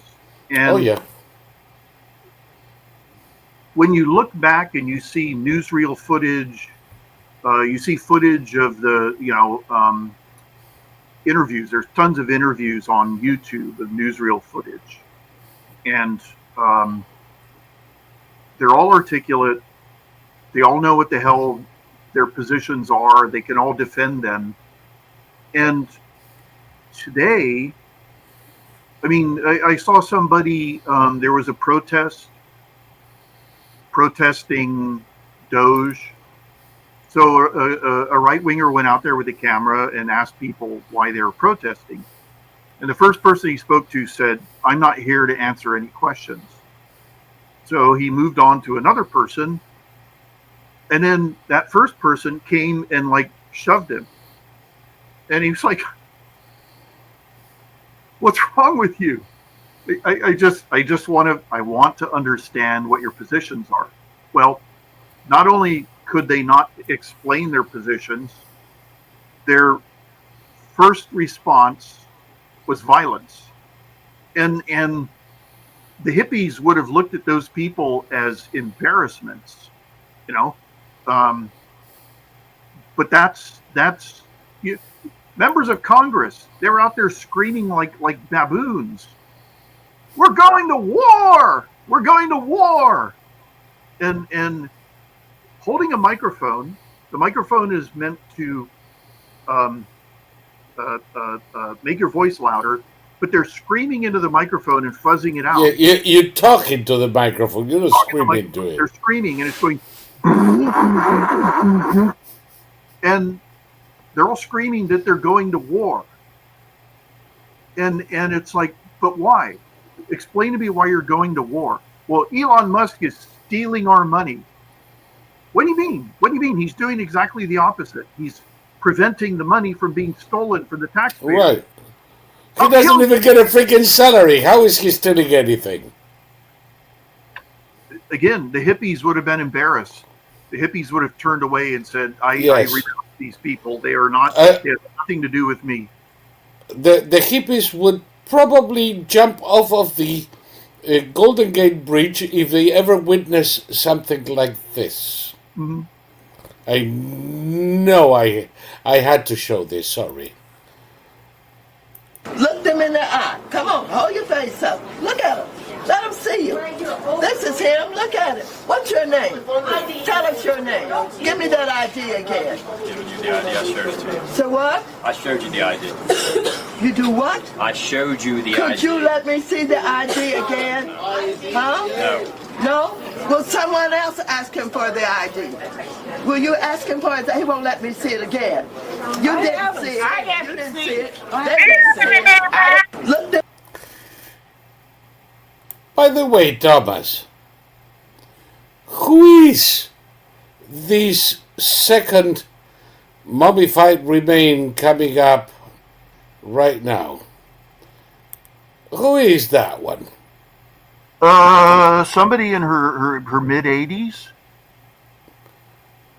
Because, you know, where the crap? You know how this thing finally ended? Yeah, they didn't get in. Well, they called DHS on them, and so they left. The DHS, what is DHS going to do? Well, they came and said, you know, you have to go, and they actually left before DHS came. So these people were all saying, I will get arrested. Not one of them had the guts to get arrested. Of course not. And can you imagine if they do get arrested? What is it? A 5-minute car ride and they're released. Of course. The whole thing is ridiculous. But Maxine Waters, by the way, it's not long for this world. No. This woman is on the last legs. And she wasn't bright when she was young. And now that her brain is petrified, she's coming across as the biggest idiot on that city block that day. Well, she was trying to get the security guard doxxed. That's why she wanted his name and she wanted him to look at the camera. And this is what they do, but it doesn't work anymore. It's with the simple action of rehiring the guy who resigned from Doge. Elon Musk has just killed, all of this stuff. All of this doxing bullshit. Yep. Yeah, but so I saw that one, and then I saw another one that I don't have here, but I wish I did, of this idiot doing, some kind of rally in front of the education department with the unburied remains of Chuck Schumer. Did you see that one? Yeah. Yeah. By the way, they're not jumping. They're jumping with their arms. This is as much exercise as they can afford to do. I'm surprised none of them dropped an arm in the effort. We will win. We will win. We will win.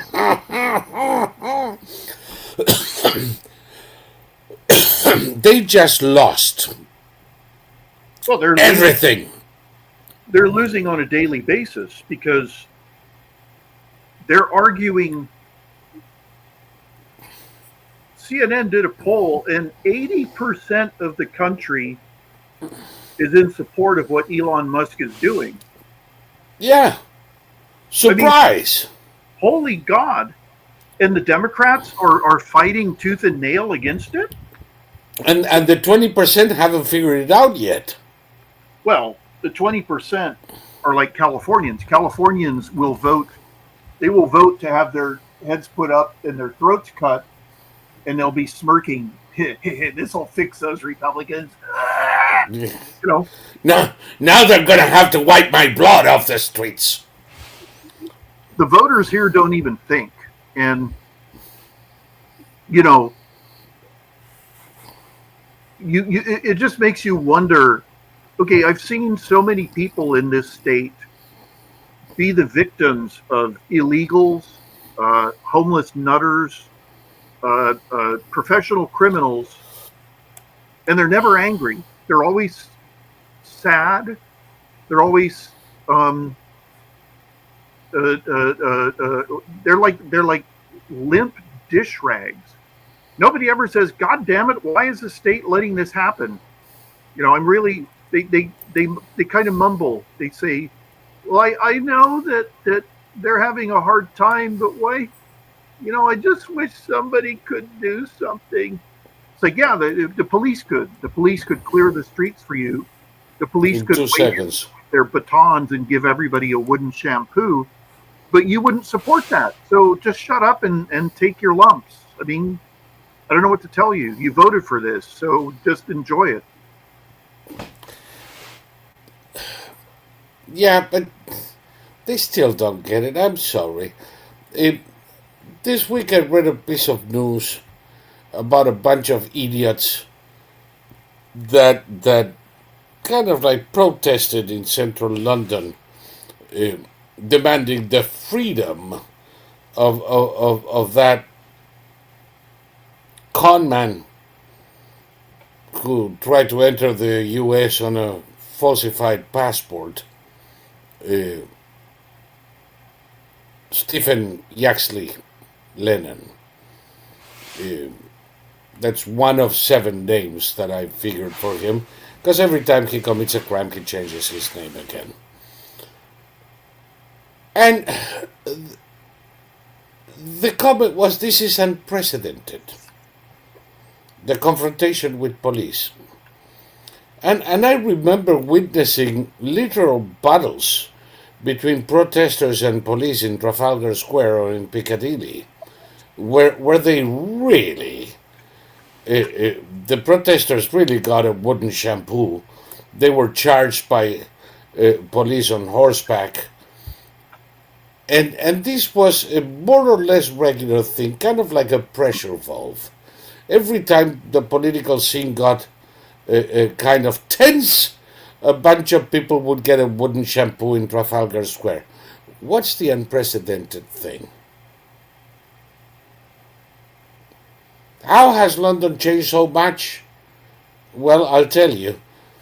They didn't have to pick up the protesters in ambulances. That's all the difference. Well,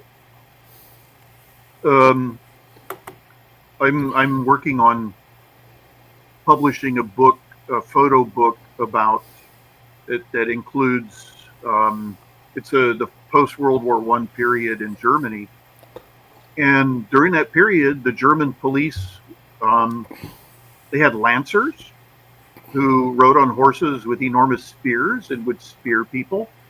They had flamethrowers, they had hand grenades, they had armored cars, they had bombers, aircraft bombers.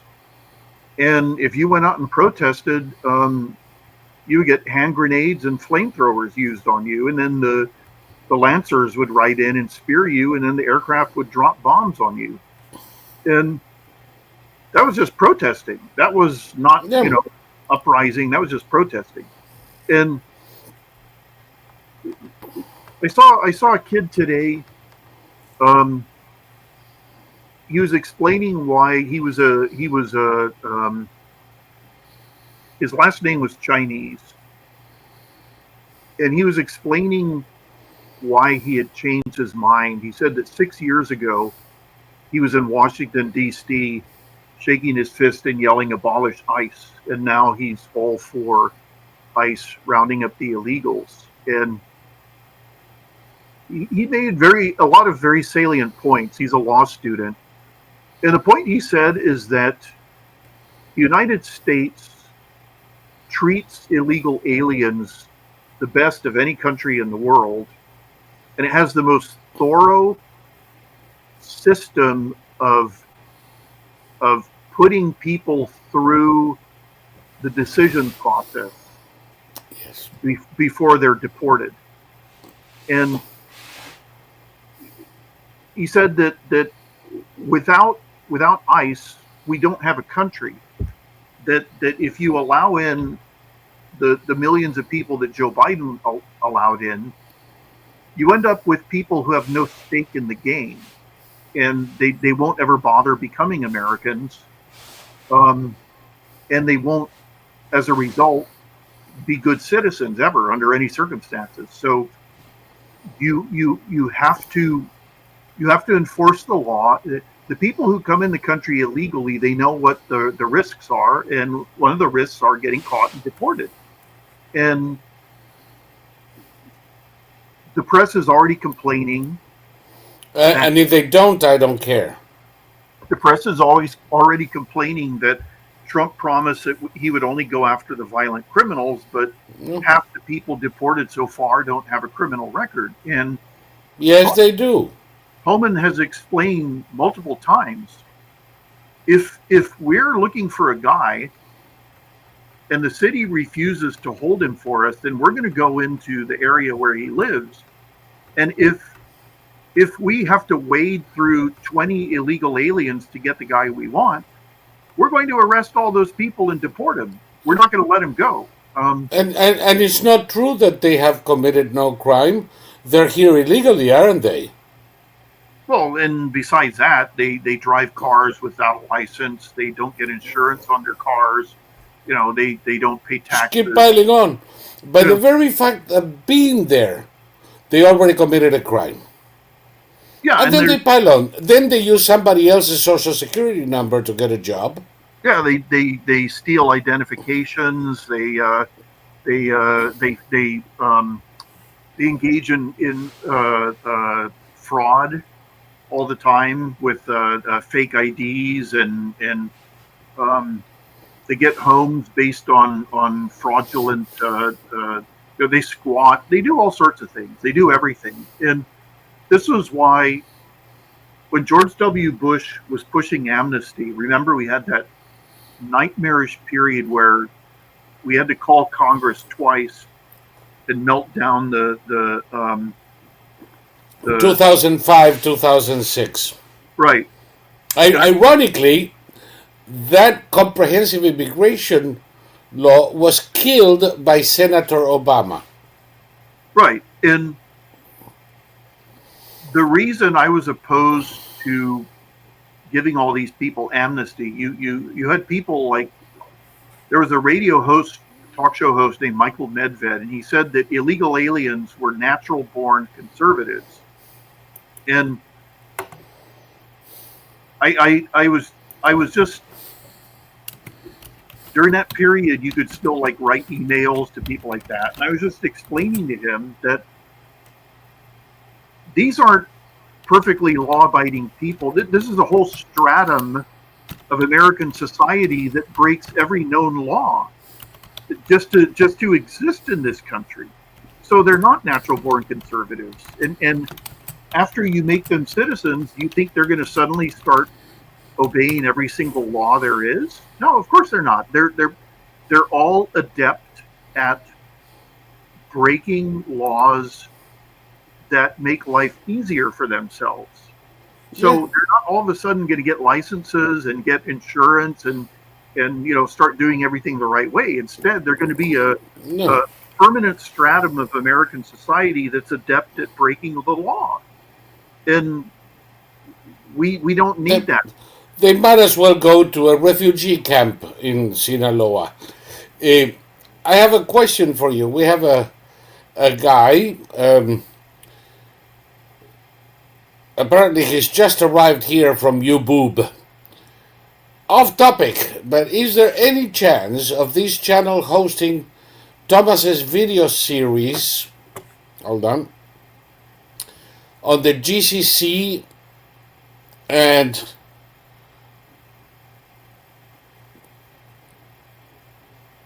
why do you, I don't know if you're reading, is a third something.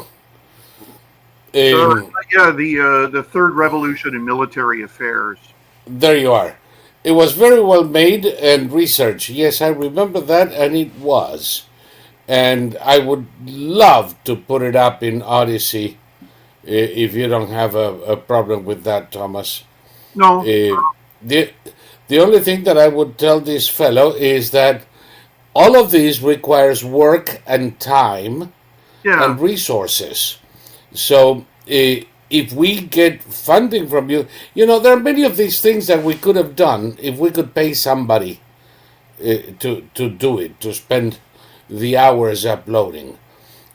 So You know what's I interesting? Okay, besides that, I keep saying that, support us and things will happen. But well, I do want to put him on, by the way. what's interesting about all that is that it's already obsolete information because what's going on in the Middle East right now, okay,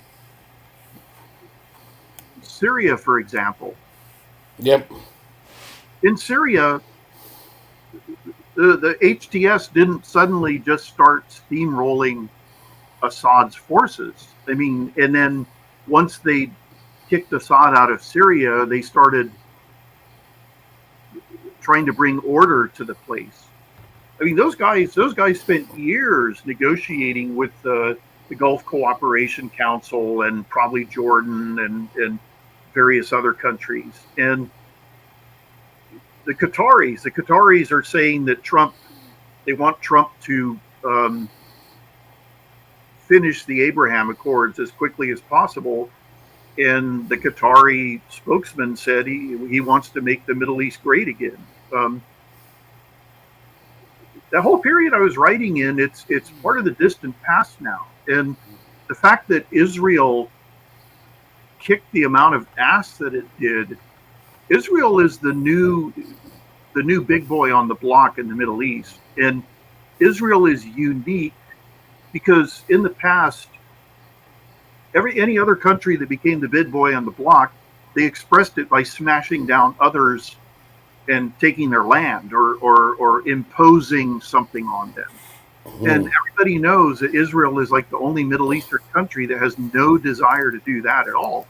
The Israelis basically want to be left alone, period, end of story. And so the whole Middle East trusts Israel with like basically all the might, all the military might in the Middle East, because they know that the Israelis are trustworthy. There's no such thing as greater Israel. There's no such thing as the Israeli empire. There's nothing like that. And the experts that told us that the Israelis would take 10 years to defeat Hezbollah, and they did it in 3 weeks. And every now and then they have to go in and mop up a little more of the remainders. Yeah, there are loose threads over there, but Hezbollah is no longer an army. No. Period. The rest is just mopping up. It's clearing the mess after somebody puked. It's done. Hezbollah is no longer going to be a problem. The Lebanese government finally has a chance to get rid of these idiots. And they're doing it. Yeah, the last, I saw something really funny. The Pakistanis, the people on the street were out protesting Trump's plan for Gaza. And it's just like, Pakistan. We have to rethink everything. They don't like it in Pakistan. Well, it's like I'd forgotten about Pakistan. Pakistan, I guess they're at war with the Taliban right now, right? Okay, good luck, guys. As who said it? Henry Kissinger, I think. Too bad you can't. Too bad both sides can't win, or whatever. Too bad both sides can't win. But yeah, Pakistan. The Pakistanis are angry. It's like when are they ever not angry? That's their constant. Well, before they were born. I'll bet they were angry fetuses. I bet they were in there like gnashing. Probably, yes. I Yeah. was underestimating them. Yeah. Yeah, probably they were angry fetuses before that. What a bunch. What a bunch, for crying out loud. No, But anyway, you are correct. I personally don't like the Qataris any more than I like the Pakistanis. no. I don't want them in the Abraham Accords unless they really clean up their act, and they have to. They have to cut ties with Iran, and they have to never ever. They have to cut all ties with terrorists. Period. End of story. Yes, they have to stop financing Al Jazeera. They have to cut ties with Iran. They have to cut ties with other terrorist organizations that they maintain contact with, and only then can we speak. And maybe take 1 million Palestinians from Gaza and put them in the middle of the desert there, with enough camels so that they don't go into a sexual deprivation state. I really don't see Qatar as ready to make the right moves. But we have other 10 countries that are going to be joining the Abraham Accords faster than people think. And that includes Saudi. It also includes Indonesia, Malaysia. It's like, countries people are not even aware that they may be interested in the Abraham Accords, but they're the most populous Muslim countries, and their participation in the Abraham Accords is significant. And I think we're going to have them in within 6 months or so. The fact that the only people who marched for Hamas were in the U.S. and the U.K., it tells you a lot. Mm-hmm. And it tells you a lot about what we need to do. Every time I see people marching with Palestinian flags in LA or in New York, all I can think of is, what the fuck happened with the law in this country? Supporting terrorist organizations is against the law. Arrest the motherfuckers. If they're foreigners, deport them. If they're not, make them cool in a Fed pen. When did we start tolerating pro-terrorist activity in this country openly? Well, Yasser Arafat was allowed to carry a loaded pistol into the UN and give a speech where he waved it around. Yeah. Well, but that is the UN. Separate rules apply to them.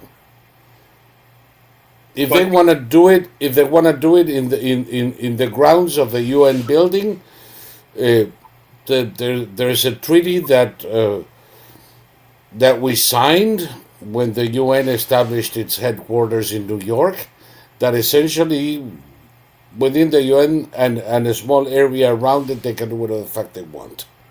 But I think that was when Americans started sort of adopting the UN gave Muslim terrorism a sort of chic that lasted until the Germans killed all the Palestinians on the raid, the Mogadishu, and then the French did the same in 1994 in Marseille. That sort of killed it started killing the Muslim terrorist mystique. I saw a movie made sometime in the 80s. It was filmed by the same director who made The Exorcist, William Friedkin. Horrible movie, horrible. It's called To Live and Die in L.A. and it opens. The main character is a Secret Service agent, and the president is in a hotel in L.A. and this Secret Service guy sees a waiter who's acting all hinky, and he follows him, and the waiter goes out on the roof, and he's about to swing himself down outside on a rope outside the president's window, and the Secret Service agent says, okay, stop. And the guy pulls open his jacket, and he's got dynamite sticks, and he starts yelling, Allahu Akbar! Allahu Akbar! But I thought, you couldn't make that. You couldn't make a movie like that today. You couldn't make the movie like that. Especially because they pushed the guy off the building and he blew up in midair and didn't hurt anybody. But you couldn't. I like the ending. Yeah. I like the ending. It's, but yeah, it's, we have about 15 minutes. I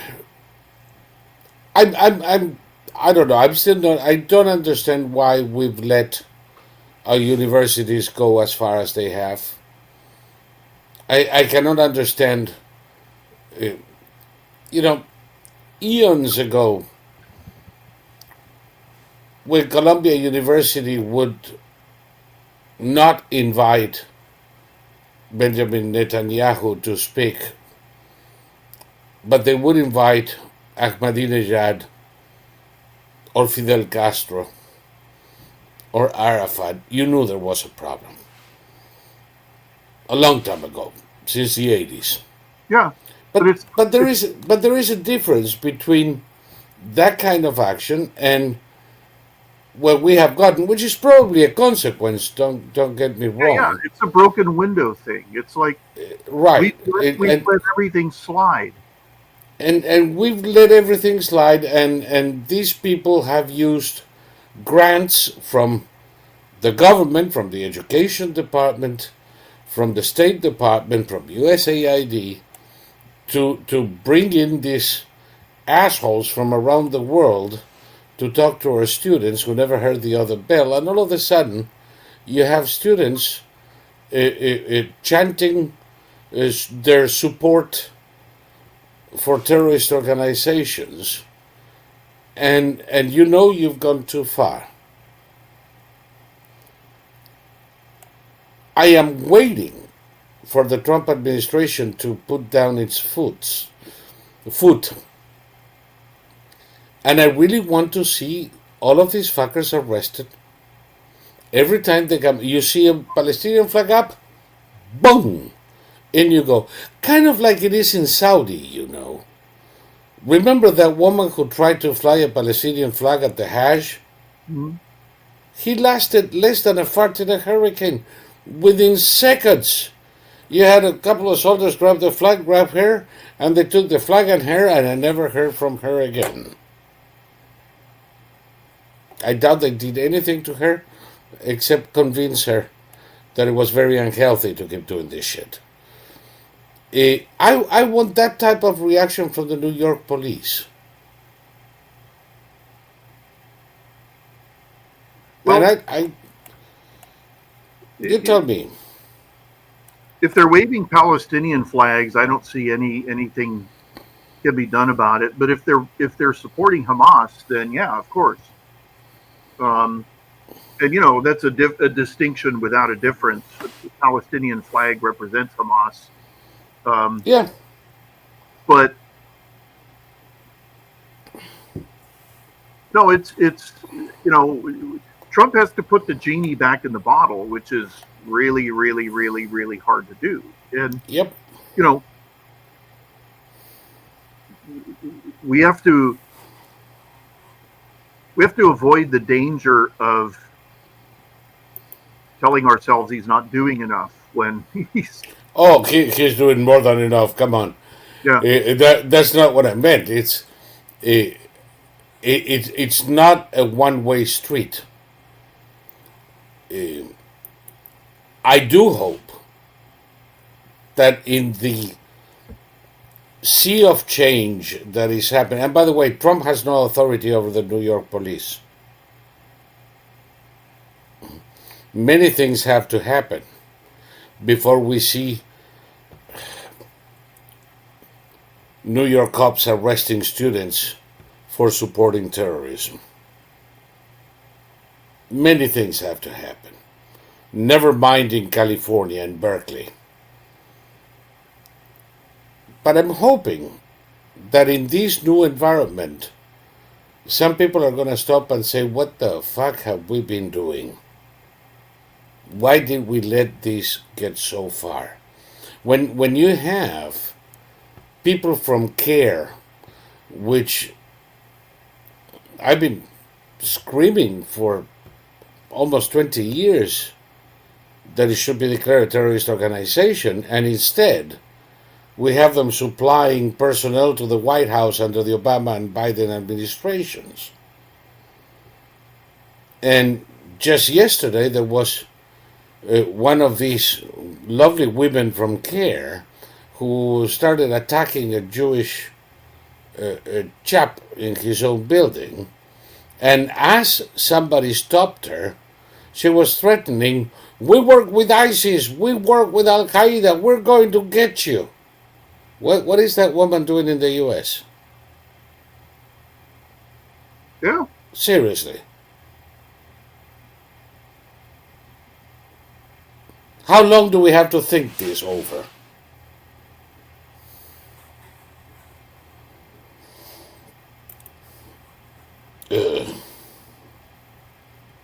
Anyway. Yeah,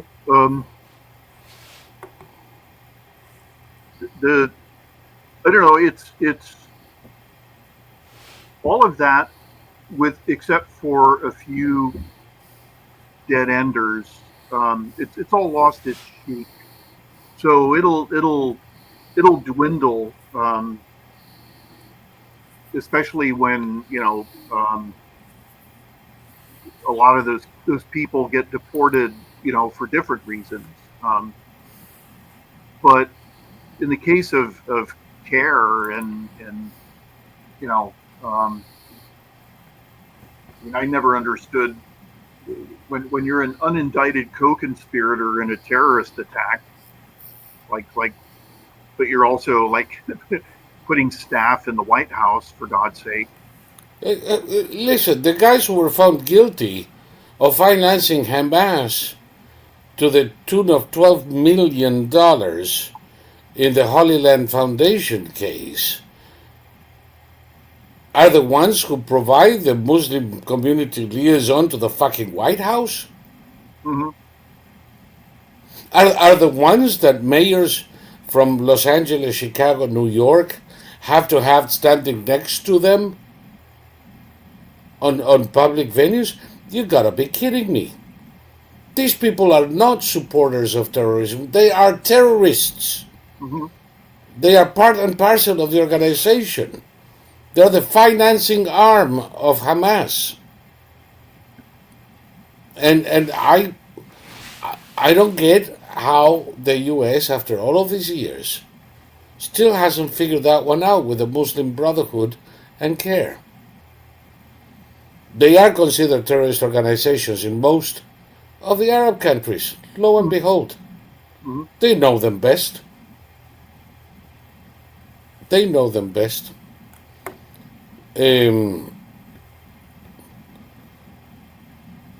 CARE would have to be sued to oblivion, says Movie Time Blue. No. Just arrest and deport the fuckers. Declare them a terrorist organization, and that simplifies things enormously.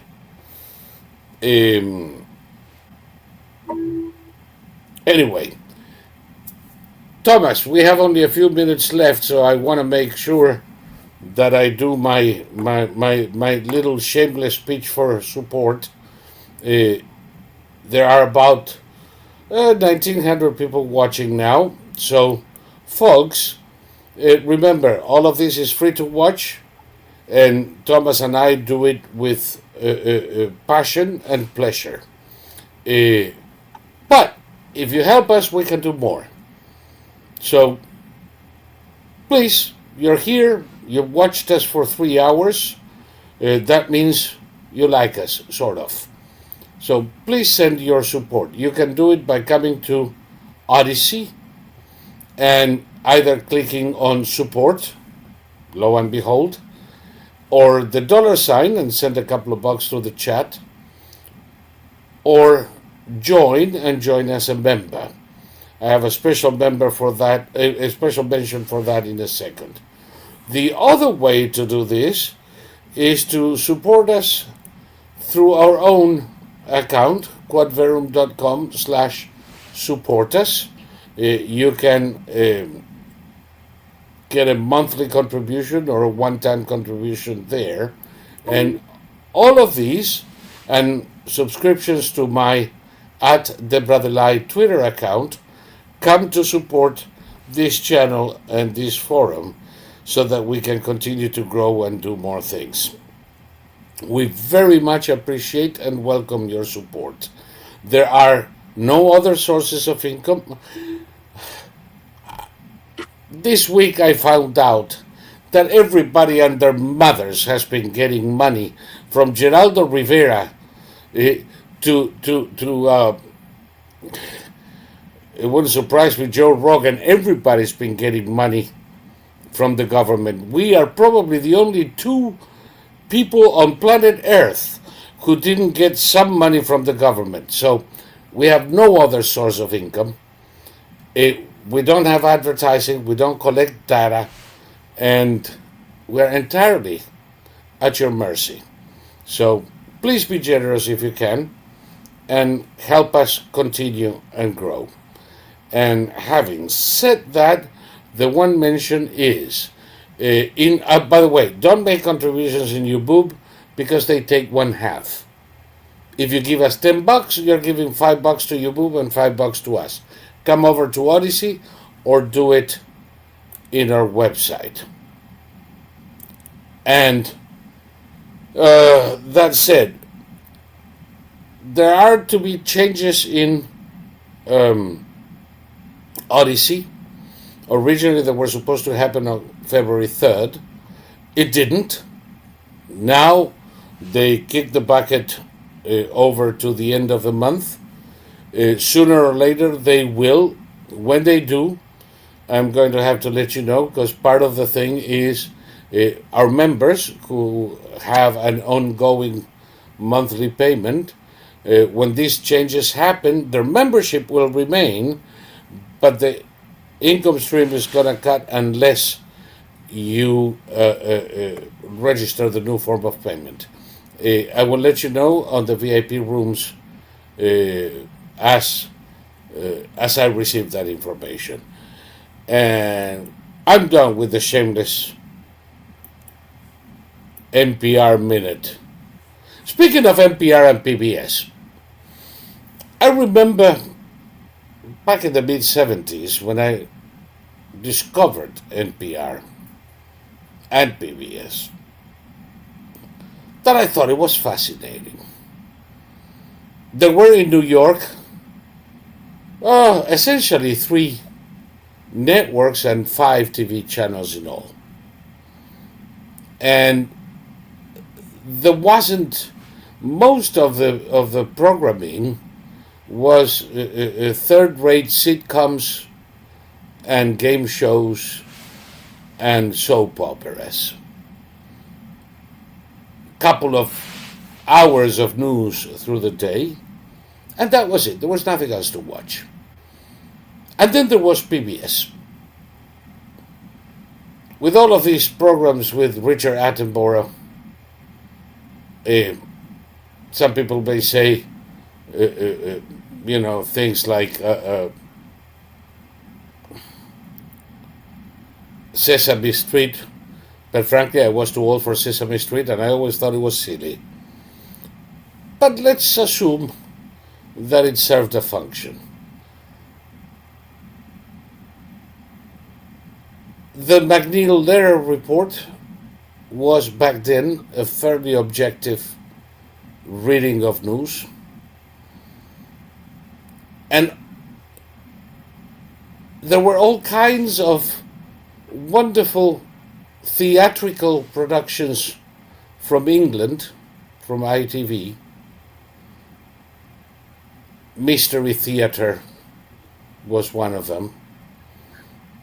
And it offered of course, music, operas, concerts that were not otherwise available on TV. And I thought, what a wonderful idea to have this kind of programming that I enjoy with people participating, sending their money voluntarily. Then it turns out that a singular part was paid by the government. Well, I don't like it so much, but it's okay because there would be no alternative otherwise. Today, Thomas, are we limited in the options of things to watch? No. No. I think technology made the idea of PBS and NPR obsolete. Yep. I have literally thousands upon thousands of options from the US and around the world at my fingertips every night. The last thing I need is for my government to be spending hundreds of millions of dollars to give me one more when all of their offerings are otherwise available for free. So why are we holding on to that idea? Because it's that. I mean, this is what the Democrats are all about. They're all about money. I mean, it's all about everybody being paid off in order to remain on the side of the Democrats. Every single person, every single supporter, institutional supporter, has been paid off, and so I'm sure the Democrats use the silver and lead approach. We'll pay you $1 million to support us, or we'll stick the government. Cancel you. So we don't need PBS. We don't need NPR. The radio, it's like they have like all these cartoon beta male voices. They're all soft and gentle, and they always do stories about the plight of somebody in some part of the world that they can blame on us, and then they end their little segment with a sort of arch kind of soft voiced observation with a pithy comment, and it's like just they can do if they can get Soros to pay for all of it, then let them go and have Soros pay for it all. That's fine. Yeah, as long as it isn't the government, and as long as we don't give Soros 240 fucking million. Yeah. Somebody's putting there because they're remembering this. Movie Time Blue says Bob Ross's The Joys of Painting. There is actually a Bob Ross channel now on Roku live TV. You can overdose on Bob Ross and those happy little trees thingies. Other people talk about the Benny Hill Show, yes, and Monty Python, The Flying Circus. I think I was introduced to both Benny Hill and Monty Python on American Public TV back in the day. I don't think they would show them now, do you? No, I mean, especially not Monty Python. Can you imagine PBS showing a comedy show with semi-naked wenches? No. No, it wouldn't happen anymore. But anyway, so it was great. The old house, it was great in its time. Right now, there's nothing you cannot watch. There are thousands of options, including every single one of the shows that are being mentioned here. From the, by the way, and the ones that not, like the Blackadder. We don't need this. We don't need the expense. Cut it off. These people should find real jobs. And with that, do you have anything you'd like to bring to the guy? Oh, I have one more thing. Mm-hmm. I was watching this thing. You know this cardigan that I have? Mm-hmm. I actually bought it in Ireland. Mm-hmm. I paid an arm and a leg for the damn thing in 1987. Mm-hmm. And I'm still using it. Sure. And it is brand new. Except that it's got like 40 years of usage. At the time, I thought I was overindulging by paying the £400 I paid for this thing in 87. Mm-hmm. Today I realize it's one of the cheapest pieces of clothing I ever bought. Because divided by the number of years I've been using it, and probably somebody will when I croak, is the smallest amount per year of anything I ever bought. Except other stuff like this. But what fuck the Chinese. Save money and buy quality. Yeah. That would be my only advice. That's how I look at it. Yeah. Yeah. Whether you're buying a sweater or a car, a house or a blender, screw China and buy something of quality. Pay more, but enjoy it for years to come. It's going to be your cheapest option. I am on the forum, says Malcolm. Been a member since around the time it started, but I don't post there as often. I'm Maki in there. Oh, yes, indeed. I recognize that name. Well, wonderful to have you around and posting and telling us what you like and maybe what you don't like. And there are some people commenting in YouTube, but I don't know how I can tell it. The first post in the YouTube chat is, we're not monitoring this chat. Please come here with a link to Odyssey. And once you come to Odyssey, don't forget to click on subscribe and notifications. That is totally free, and you will know when we are on the air. And otherwise, you have the deal. Support us if you can. And Thomas, do you have a last word for us tonight? Compurgator. Compurgator? It's not a gator from Compton, is it? It's a compurgator. Yep. Compurgator. Compurgator. Perfect. Thank you so much for the compurgator. And I'll see you guys tomorrow for Quad Meet. And toodaloo.